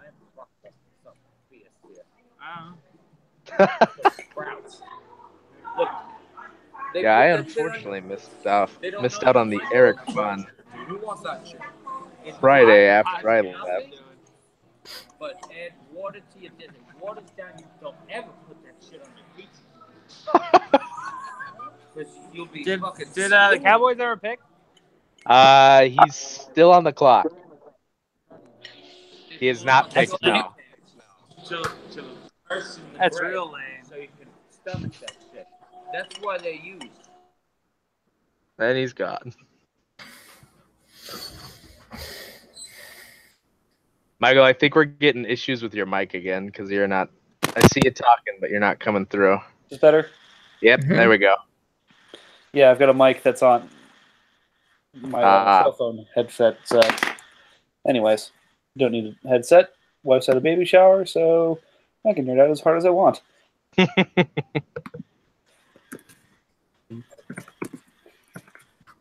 Yeah, I unfortunately missed out on the post me leaving Eric fun as I was having to host my own home league draft, which was incredibly boring just because it's a single QB, nothing extravagant about it at all. And they're all relatively new to Dynasty to the point where they still call it a keeper league. Oh. So, yeah. Which I blame Flea Flicker for that because, one, they're all college students, so none of us will shell out for my fantasy league. And two, Flea Flicker doesn't use the word dynasty. It just makes you pick your keepers. And so if you pick like a full roster of keepers, then it eats up all your draft pick spots in the actual draft. So you end up with really fucked up draft boards and me missing a pick there and having to go back a couple to fix it. I refuse to use that site draft. It's awful. Yeah, I used it for one league. Wasn't as much of a fan. MFL is definitely my preference, but getting people who haven't done a dynasty league on a platform like Flea Flicker or MFL onto this format, especially when you're paying a little bit extra for it, when it's free on ESPN or CBS or something like that, is always a process. So yeah, I'm sure we'll get there eventually, but right now I'm stuck using Google Sheets and bright highlighter color signs for marking whose team's whose with the pick. Oh yeah, no, definitely. We've got a Google sheet that is keeping track of what round values certain players have, because it is still a bit of a keeper league than a dynasty league because there are round values. But it's a highly complicated process that I get to do once a year, to spend 2 hours updating everyone's round values so we can have our summer meetings and talk through everything and trade everybody. Sounds like fun. Oh, well, the summer meetings are. That's just a great excuse to get together and get hammered for hours at a time, days at a time. But the spreadsheet maintenance, not so much. So we continue to wait on Cowboys here. Have not seen an update in GroupMe.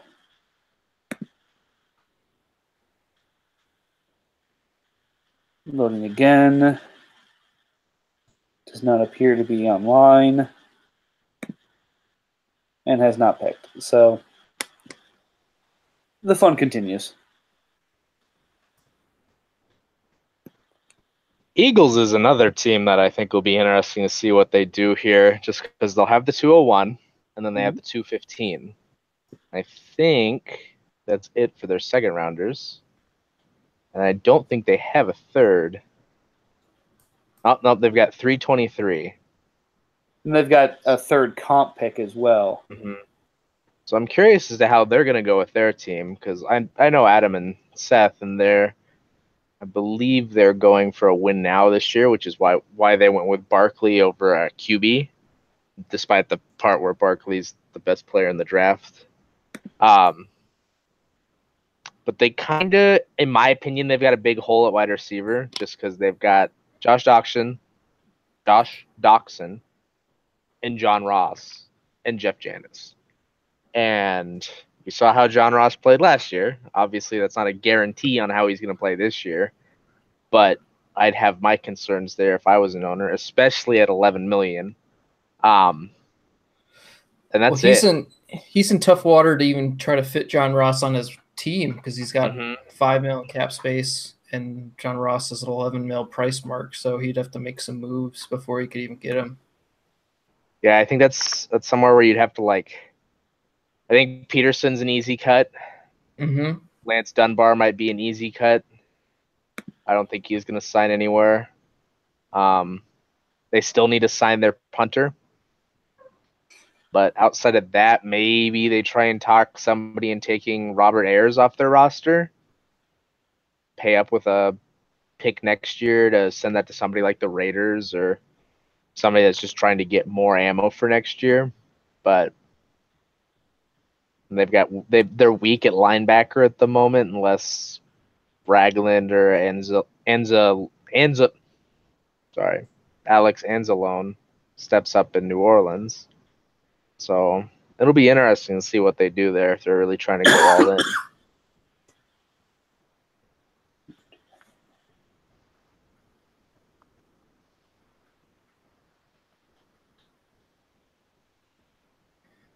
And those cap gymnastics can be hard, because I know at some point somebody's going to make a taxi squad claim on OJ Howard on my team. And at the moment, I do not have the space to promote him. So that's massive. Oh, no, I'm in a similar position with probably not Foster at this point. I think no one's going to make a claim on him at $10 million a year until they figure out if he's going to be in jail for the next 5 years or playing for the next 5 years. I know Matt has his opinions on him. And then the other one is Jamal Adams at $13 million, and the key things there are going to be that renegotiation next year. But again, having to eat the $13 million in the time being. So even with all these deals, the cap gymnastics involved here is definitely a fun process. Mm-hmm.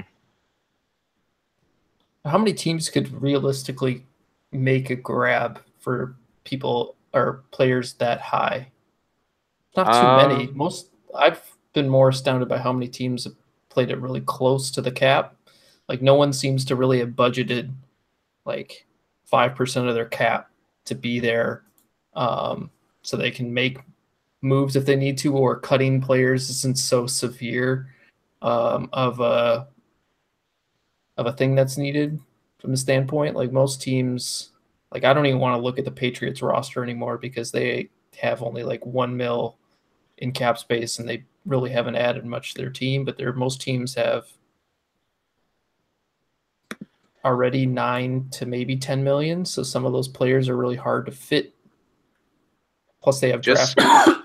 Yeah, just scanning through. Jags has room. Titans has room. Buffalo has room. Dolphins do if they don't add anyone else. Broncos do, but I would assume that doesn't happen just because I doubt they do anything. Raiders definitely do. I could see Raiders being somebody that goes after taxi players. Yeah, they're probably the biggest one. Them and the Saints, I was thinking, would be the biggest players to grab people. Well, yeah, and if nothing else, it's the right thing for Raiders to do here. You've got the cap space, and you're going to put the pressure on these teams. If they keep the person, they probably have to cut someone who's marginal, which helps your team. If they trade them, you probably get them for a discount. If nothing, you get a good player. So if you're taking the rebuild approach, not the worst way to be. Mm-hmm. Bears keeps threatening to take OJ from me, but he doesn't have any room. Yeah, I just scrolled by him. He's got, what, $3 million in space? Yeah. But he doesn't have any picks, so I think that sticks. And I know he's trying to move Calais, which would open up 4.25. Yeah, I mean, that's not a bad contract for a win-now team to take on. The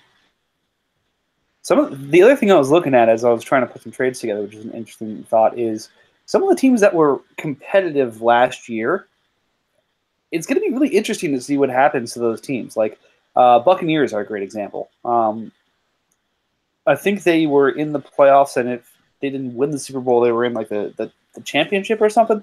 I could just completely pull that out of my ass, or I think they were in the NFC Championship, but I'm not 100% sure.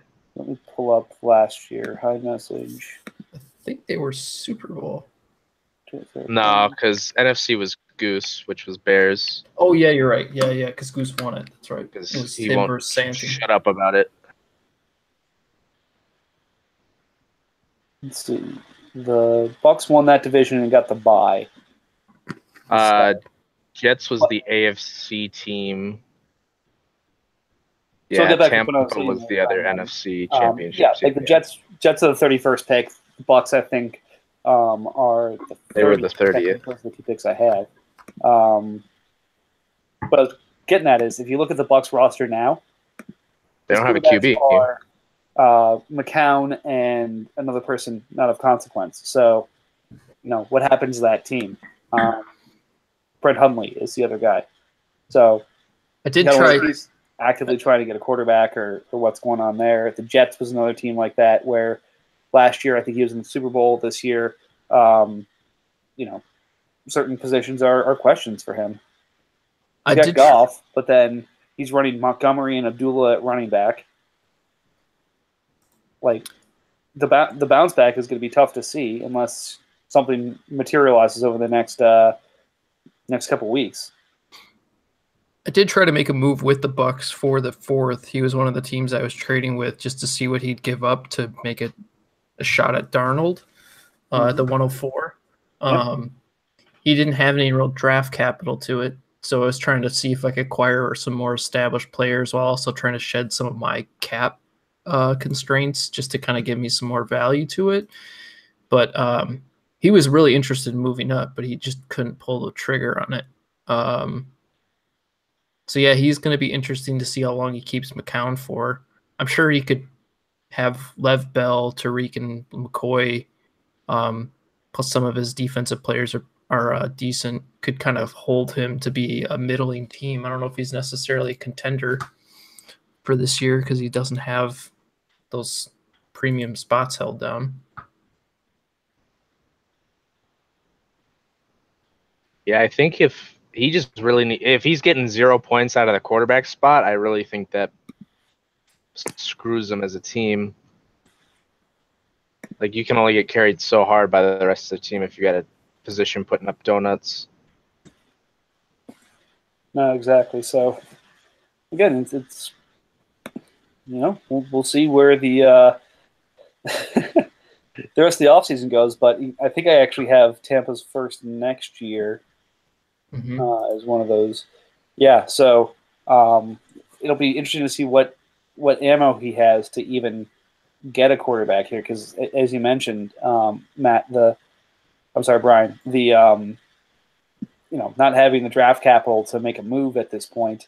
Does he go for a bridge guy like AJ McCarron? Does he try and pay up and get Mayfield from Matt? Like, what's really the path forward here?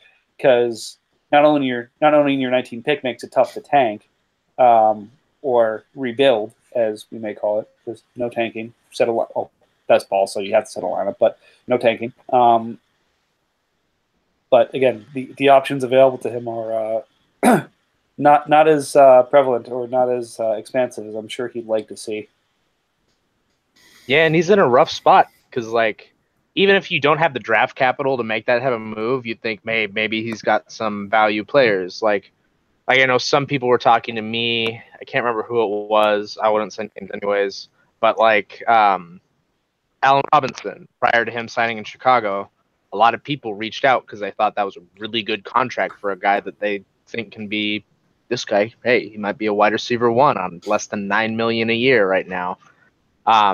He really only has Cohen as somebody that's a value player that he could maybe package with what remaining draft capital he has for somebody like one of the rookie QBs like Falcons. If you decide, hey, Case Keenum shows up first half of the season and shows up to be that guy, maybe you decide to roll with him and just extend him for a couple more years and try and trade Rosen, because then you've got 2 years of Keenum on a sub-$1 million contract, which is even better than a rookie's contract.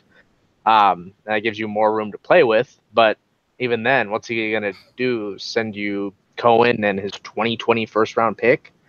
Like, he's just really strapped when it comes to making a move like that. And I think the Bears are kind of similar. Goose is really smart when it comes to this type of stuff. He wins like half the leagues I'm in with him. But it's like Dion Lewis takes a hit on points. Theo Riddick probably takes a hit on points. Devontae Booker probably takes a hit on points. Travis Benjamin probably takes a hit on points. Everybody on his roster this season, I think, takes a hit except for maybe Robert Woods. But maybe he's built his... Just from scrolling through it, his defense is definitely built well enough to where if they show up like they did last year, they can probably carry him into a high placement in the playoffs and maybe into the Super Bowl again. But what happens in a year or two when Joe Flacco's not the QB of the Ravens anymore, if Lamar Jackson's really the truth? Like, then he's out of quarterback and he's got Flacco for $19 million sitting on his roster. So I think Goose, it'll be, though, has just got the depth. Like a lot of these people, he's just got the depth where he could take some hits at some of these positions and maybe still fill out that same competitive team. He just doesn't have it sunk into like the Lions do, with all of it into Antonio Brown and Jameis Winston and a few defensive players where... Oh, for sure. He's got... Sorry to cut you off, but just pointing it out, he's got 2 guys over $10 million on contracts, which is Randall Cobb and Joe Flacco. Everyone else is sub $9 million. He's got, I think, 4 guys total above $5 million. Yeah, he's got Jack Doyle at 6.7, Robert Woods at 5.7, Kenny Stills $8 million, Ginn at 6.3, Cobb at 12, basically, Reddick at 9, and then Flacco at 19. But outside of that, he's just got guys on value deals, which if he's getting best ball production out of these guys and can find some pluggable quarterback, he should still at least be competitive. I just don't know if he'll have another direct run to the championship. No, I have a feeling Arizona is going to be even better this year than they were last year.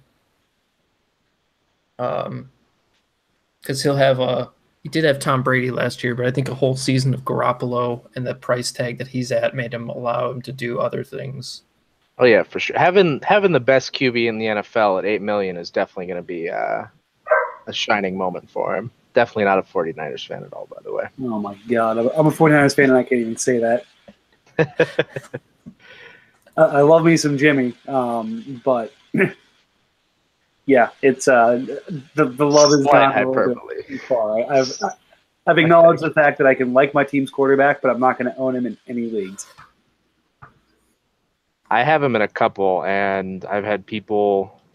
There was one. It's one of my buddies' home leagues. I don't remember who it is, but it's a Superflex league, and I think I've got Cam Newton, Pat, and Jimmy. And the dude was interested in either 102 or Jimmy, and was offering Delaney Walker and Jonathan Stewart because I have 101 as well. So I'm going to take Barkley, and he's like, "Hey, you need to get that safety blanket. You need to get the safety blanket for Stewart or for Barkley." And I was like, I don't have a tight end roster, so I do need one, but I don't need one that bad. 102 for Stewart and Walker. Yep, and it's no Devies, so I have 101, 102, and 112. That's magic. So I can get a tight end at 112 if I really need one. But or I don't know, trade for one with 112 because outside of probably Ertz and Kelsey and Gronk, you could probably get whoever you want with that 112, and probably Ingram at this point. Well, I think it is. I'm pretty sure it's a start 2 tight end league. Oh yeah, then or not start 2. You can start 2. So they are going to be a little bit more expensive for the top guys because they score out like wide receivers. But I just need somebody to put points because I had Martellus Bennett and CJ Fedorowicz last season, and both those guys retired. So that kind of sucks, doesn't it, Bengals? I almost traded for a 114 for a tight end, but I was able to dump the wide receiver 3 from the Texans instead. There you go. Nice. Well, welcome to the cast here. We talked about thanks. your double up on middle linebacker earlier. I missed that. How'd I do? I personally like it. I don't know what these guys said. I think it's a good choice. They're not cornerbacks, so it's not going to cornerback, so they're not going to be waste of contract values. And I like both those linebackers. So after Geis went, I was trying to trade up to get one of the running backs every pick from what Geis goes 6. So from 7 to 12, I was trying 7 to Penny was my cutoff, and that's who Eric took. Bills took him at 10. Yeah. 10, yeah. So once he went, I was like, well, I'm still going to try to trade up because I was already in the mood. And I did. And I'm glad I did because it sounds like Lions was going to get him if I didn't. Well, yeah, it sounds like Lions was trying to get up to that pick to get in front of you to get Roquan. Right. So again, it was interesting to me when I was looking at it because, like, in that range, I didn't see. I think it was the Raiders as someone who was moving up to get Roquan. So, okay, why is he jumping in front of the Raiders? When in actuality, it was you had move up on the brain, and you were moving up almost to get in front of the Colts because it looked like he needed a linebacker more than he needed receivers. Right. Yeah. It was. I was trying to cut off anybody else trying to come up. Right. It was. It didn't. I knew he would. He. I guess there was a possibility he could have gone to me, but there was a good chance that somebody else was trying to come along. And I believe Matt, you had pinged me. I was like, well, if he's looking to move, I need to press a little harder to get up.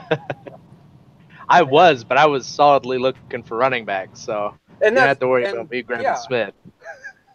But that meant that somebody was thinking about it. And if you were thinking about it, somebody else was thinking about it, and there's definitely intention. And then that second one, I figured one of the two will do something every week, or hopefully. And my other option there was James Washington. I didn't really developing wide receiver was not something I'm really looking for right now. No, it makes a lot of sense. And again, And you've already got Evans and Cook, so you're pretty set at wide receiver at the moment, at least. and now set a tight end as well. Well done, sir. Hopefully. Now I'm banging on the Steelers' door. The AFC North was pretty strong last year, surprisingly.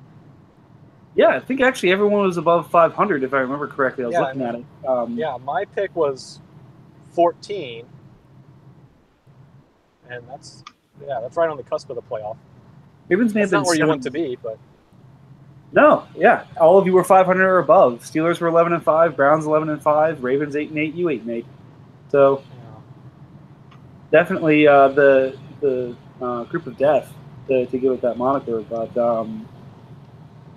did anyone else have anything that difficult?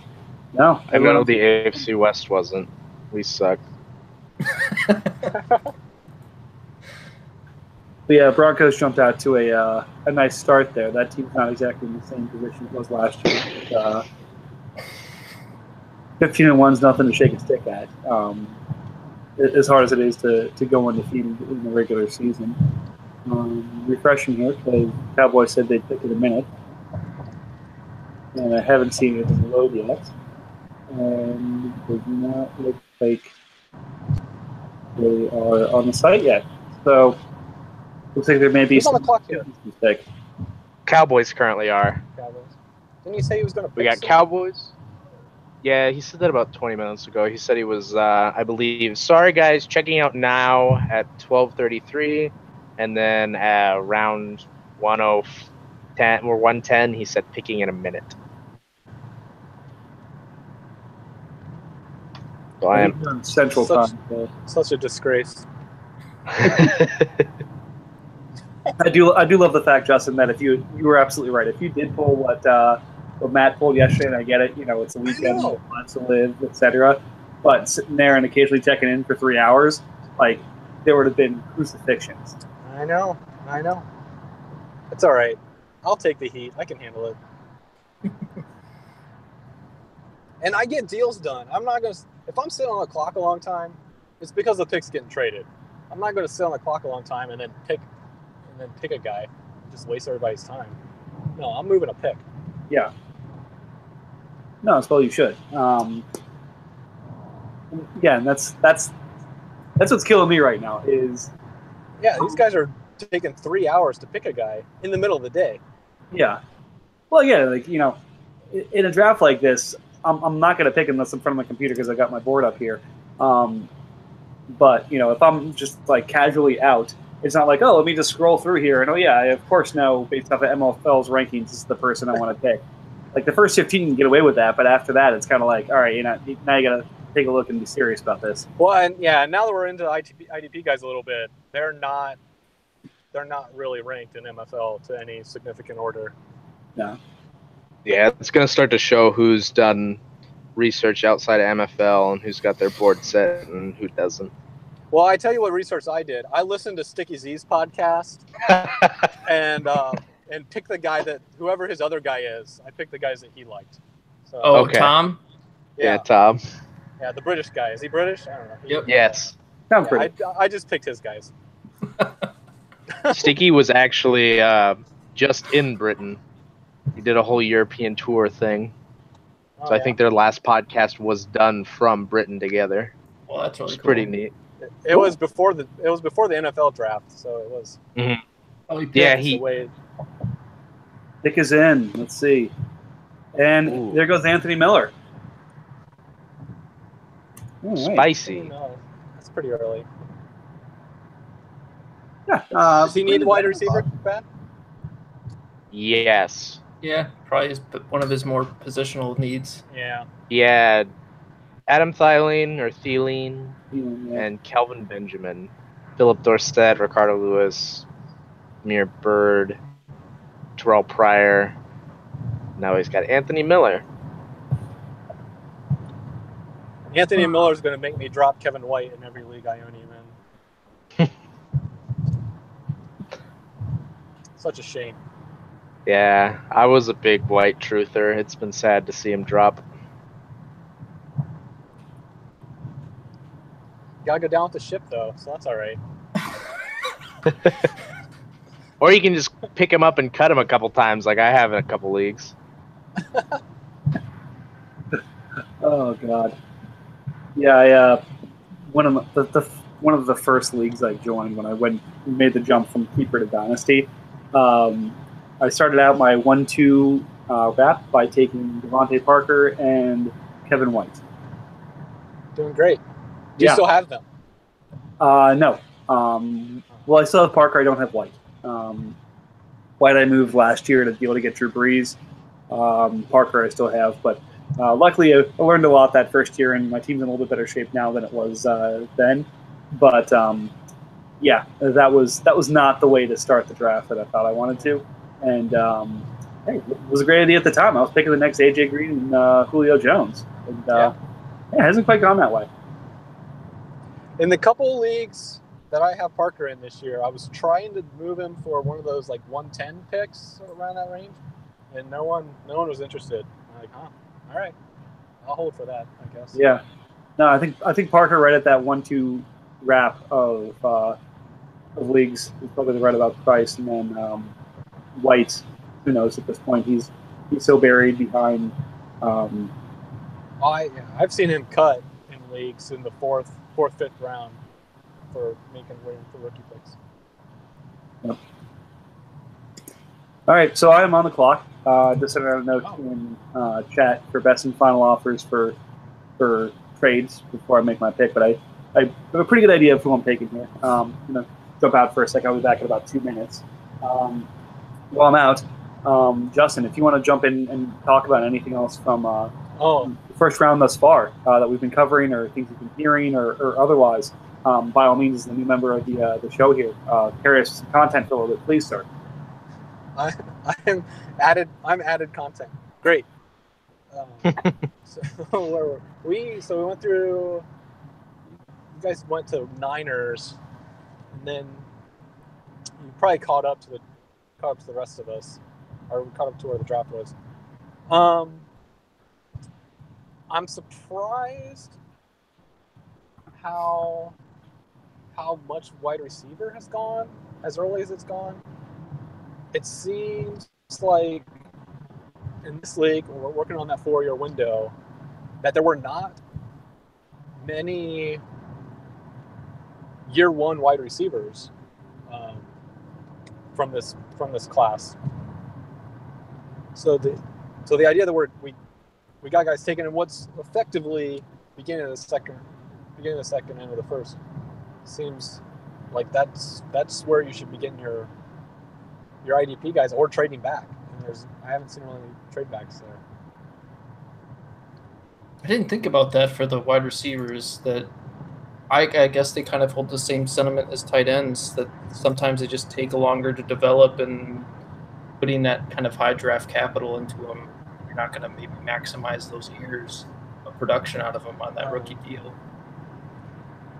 Yeah, you're essentially burning a year, probably. And maybe you'll get 3 years out of them if you're hurting that receiver. If you've already got guys that are playing snaps at all, they're probably going to be outscoring these rookies. I guess we can stash on Taxi, but for a couple weeks, and then somebody's going to claim them. Mhm. That's what when I was looking at the linebackers, I was looking at the guys who's gonna be starting week 1 and be ready to go. And I don't know that what's it, Van Der Esch, that he will, but I think he'll be given the opportunity. That defense is going to be on the field a lot. With Dak having no one to throw the ball to.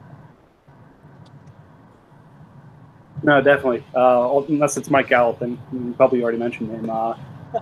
Easy way to get to the first player we know you have to beat is Beasley and Terrence Williams. So one of these days we're gonna hear Terrence Williams has something on Jerry Jones or somebody. Hold it over him for years that hey, you will not cut me, you will extend me because I have a sex tape with your wife. Oof. Something like that. Went full Delonte West on him, but backfired. All right.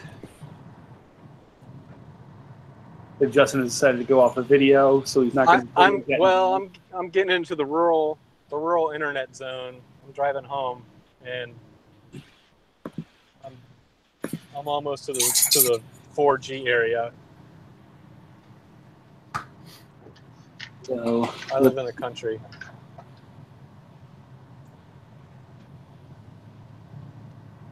Did you pick, Mike? No, I've been mulling through a few ideas. You're still thinking about it? Okay. And I've got one good offer, but I don't think it's quite sexy enough to move off these guys. I've been moving back, and Justin can attest, I've been trying to move back into earlier in this draft to get these. I thought they'd be gone by now. So with the 30th pick in the draft, I'm going to take Rashaan Evans. There you go. Tennessee. I thought of it too. And then with the 31st pick in the draft, I'm going to probably have a little bit of this one's going to be a little bit more not controversial, but debatable in terms of whether I've lost my mind or not. I'm taking Marcus Davenport from New Orleans. Oh, okay. There it is. Yeah, I thought about both of them at that Van Der Esch pick. Yeah, so doubling up on defense. Yeah, these are the guys. Rashaan Evans jumps right into, I think it's either Woodyard or Williamson, who's no longer in Tennessee. And if I take a quick look at their stats, Woodyard was the top 5 tight end, top 5 linebacker last year with 226 points. But I think it's Williamson who's replacing, and he was. If I pull it up, long story short, good landing spot, like that fit there, and then I think the case it may have been Matt or it may have been Brian. I can't remember which one of you guys had this, and I was trying to maintain a straight face as you were saying it. New Orleans traded up an extra first for him. He's got Cam Jordan on the other side of him. They've heavily invested in that defense. He's a bit of a project, but at the same time, I think he's got the goods. And with DN being a position of need in this league, seemed to be where I needed to invest. So, and not guys I would need to worry about being huge impact players in year one, because I'm definitely a few years away. Right, because you're not there. Yeah, and I passed on Davenport for the reason that you just said. He might be a year away, and I'm looking for it this year. While DE is a premium position here, it's almost like cornerback, where you don't know who's playing the position every year, so you can't really invest heavy. You got a heavy guy, and the next thing you know, he's an outside linebacker, and you got 8 of those, and you're like, well, crap, I need a DB. No, exactly, and it's like, whoever takes Khalil Mack has that same worry. Like, is he a DN? Is he a linebacker?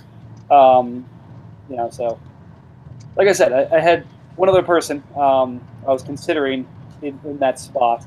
So we'll see what the Raiders do here.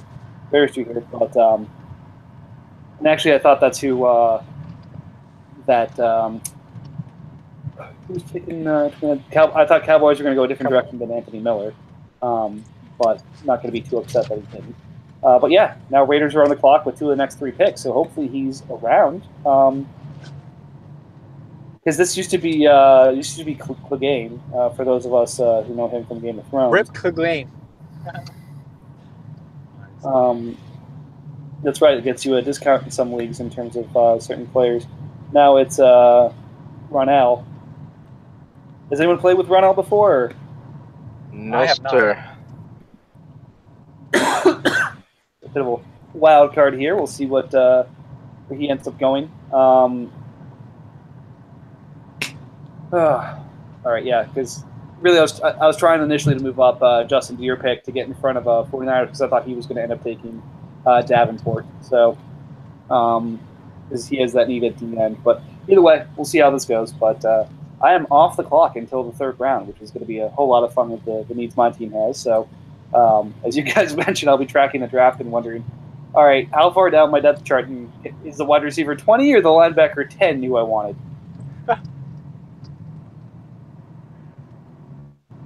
When's your next pick? 2nd round? No, I don't have any 2nd rounders. Oh, well, yeah, then see you Wednesday. Oh yeah, no, I'm off the clock until the 3:12. So yeah, I earned the 05s, so I traded my probably my worst deal this offseason. Because at one point I had the Buccaneers 2nd for my 3rd, which I think in actuality ended up being like a player of consequence to go from like a 305 to like the 229 or something like that. So like I said, sometimes the deals are good, sometimes the deals are bad. You never quite know. Did the 5th-year tag come into your mind at all?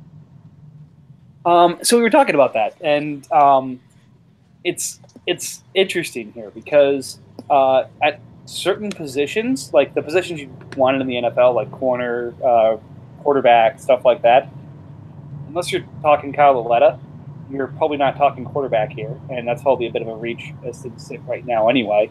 So kind of that, who am I going to apply that 5th year to? Plus, based off of where the values are for a lot of these players, and especially once we start getting free agents getting spent on over the next couple of years, that 5th year tag is going to get real expensive. Right. So I think like right now, I'll pull up the linebackers, for example. That was another reason I passed on this 2nd/3rd tier of wide receiver. Is that there's a good chance that half these guys are busts there, versus the 1st round linebackers seem to be well insulated. Yeah, if I'm looking at the from a contract value, a 5th year option on a linebacker this year will be about $13 million for a top 10 guy, and I think it's 25 otherwise. It'd probably be in the $11 million range for a linebacker. So it's nice, especially if they're a top 10 guy, but it doesn't quite give you the value that you might get at other positions.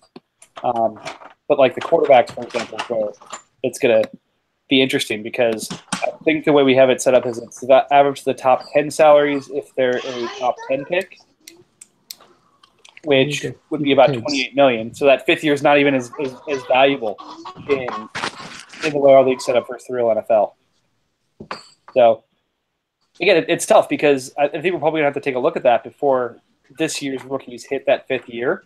Because again, guys getting tagged with a 5th year option for this year aren't getting paid $29 million.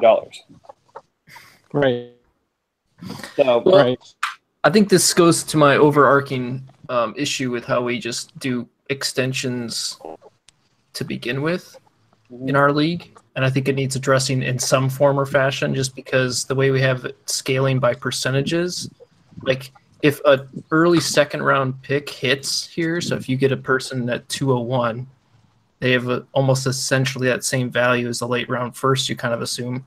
They don't have that bump for that 5th-year option. So the way it's currently set up is a 5th year, you exercise your 5th year, and then extensions are applied on top of that 5th year price tag. So those 28 million, and they play to the top 5 of their position, well, they're going to get a 25% bump on top of that. Whereas if they're 201, they just get that 25% bump, and they'll never reach that ceiling of their price tag. They'll always be like the Case Keenum prices or a Jimmy Garoppolo price, which just gives you inherently huge amount of value. No, definitely. And again, that's renegotiation too. Is it's where Mason Rudolph may, well, again, and we can't in this case now. It provided a great option for this year, but for going forward, you know, you take a Mason Rudolph and you can't renegotiate him until he's off his rookie deal. So you don't really have the ability to kind of go hey, he's been sitting like Jimmy for 3 years, and now I can renegotiate and get, you know, value-wise a top 10 quarterback at $9 million. That doesn't exist. So, you know, you kind of have to either hit him on the secondary market or, you know, get lucky. So almost that first round option doesn't really make as much sense.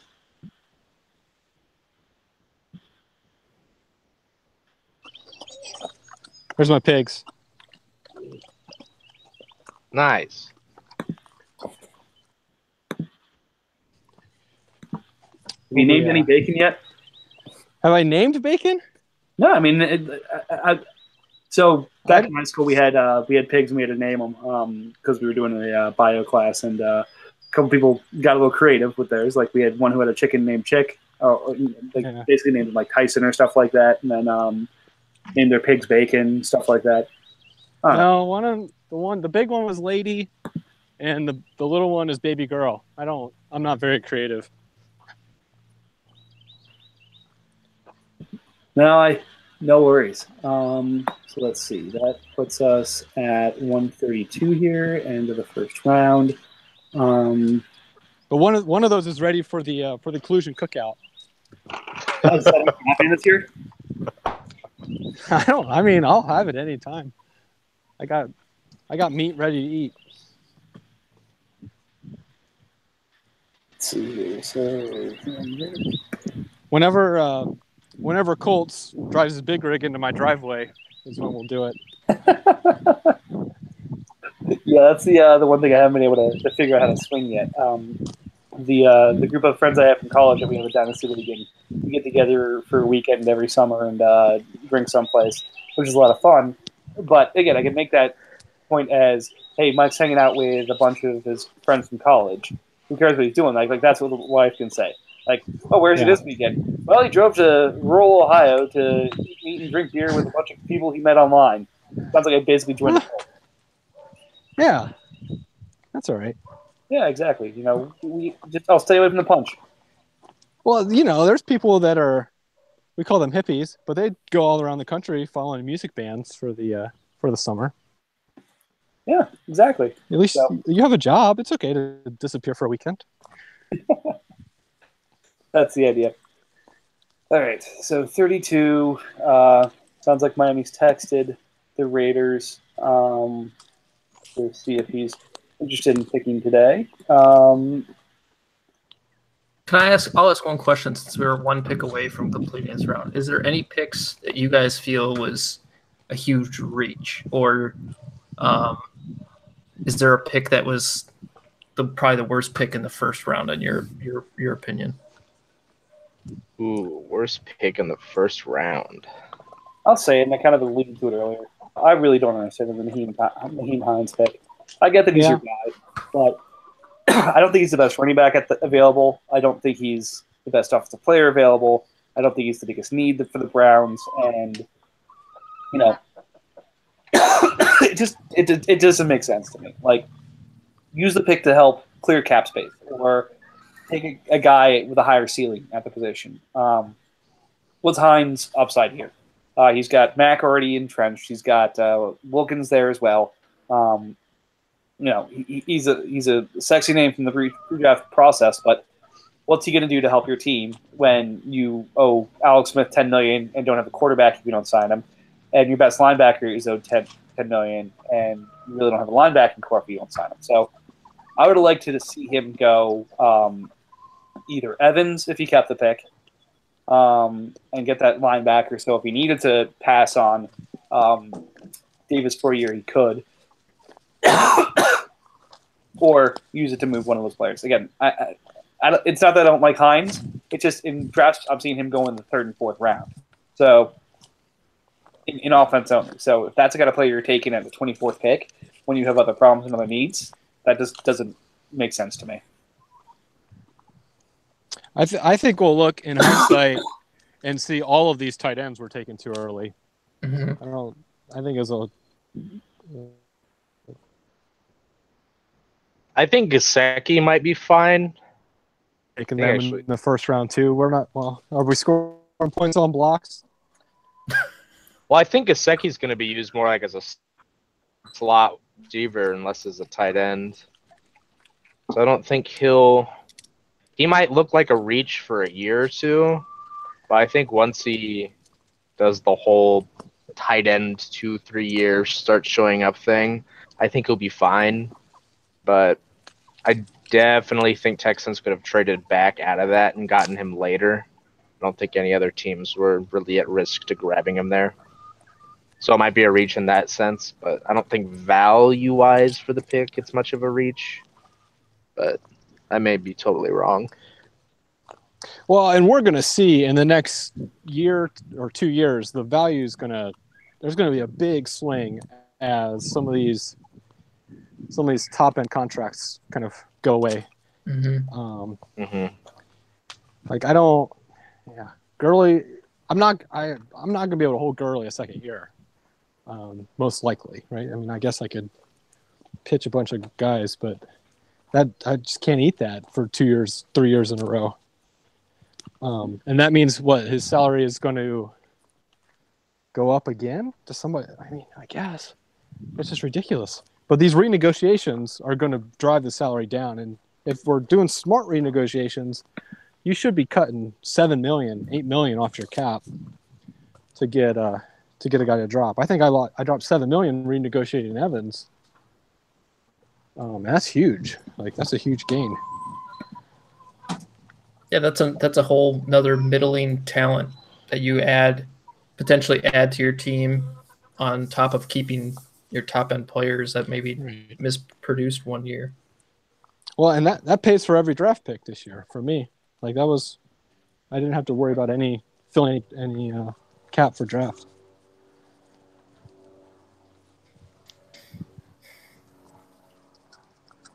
I was trying to think. Mason Rudolph seems early, but he may never play. Was that Josh Allen?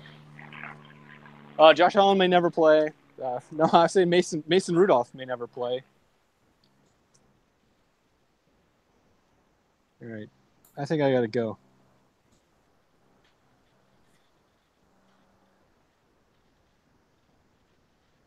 Went from thinking he has to go to having to go. All right. Well, thanks, Justin, for joining us for a little bit here. And we're back to the winning game. Let's see. No message in chat from him. We'll load up the league page.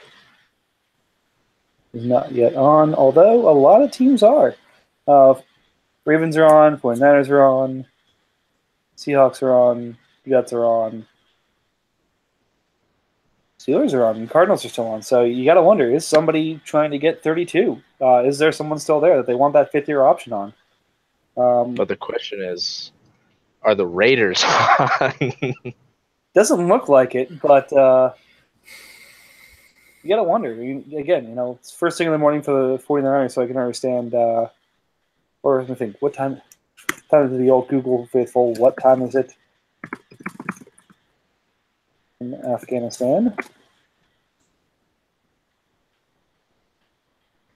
11:08 p.m. So it's just about end of the day for 49ers. So he may be checking just to see whether he's got to do anything before he has to wake up.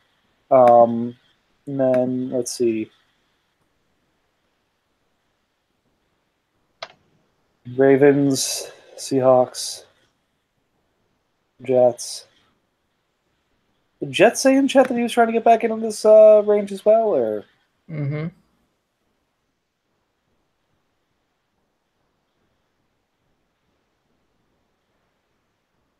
And then who knows what Ravens are doing.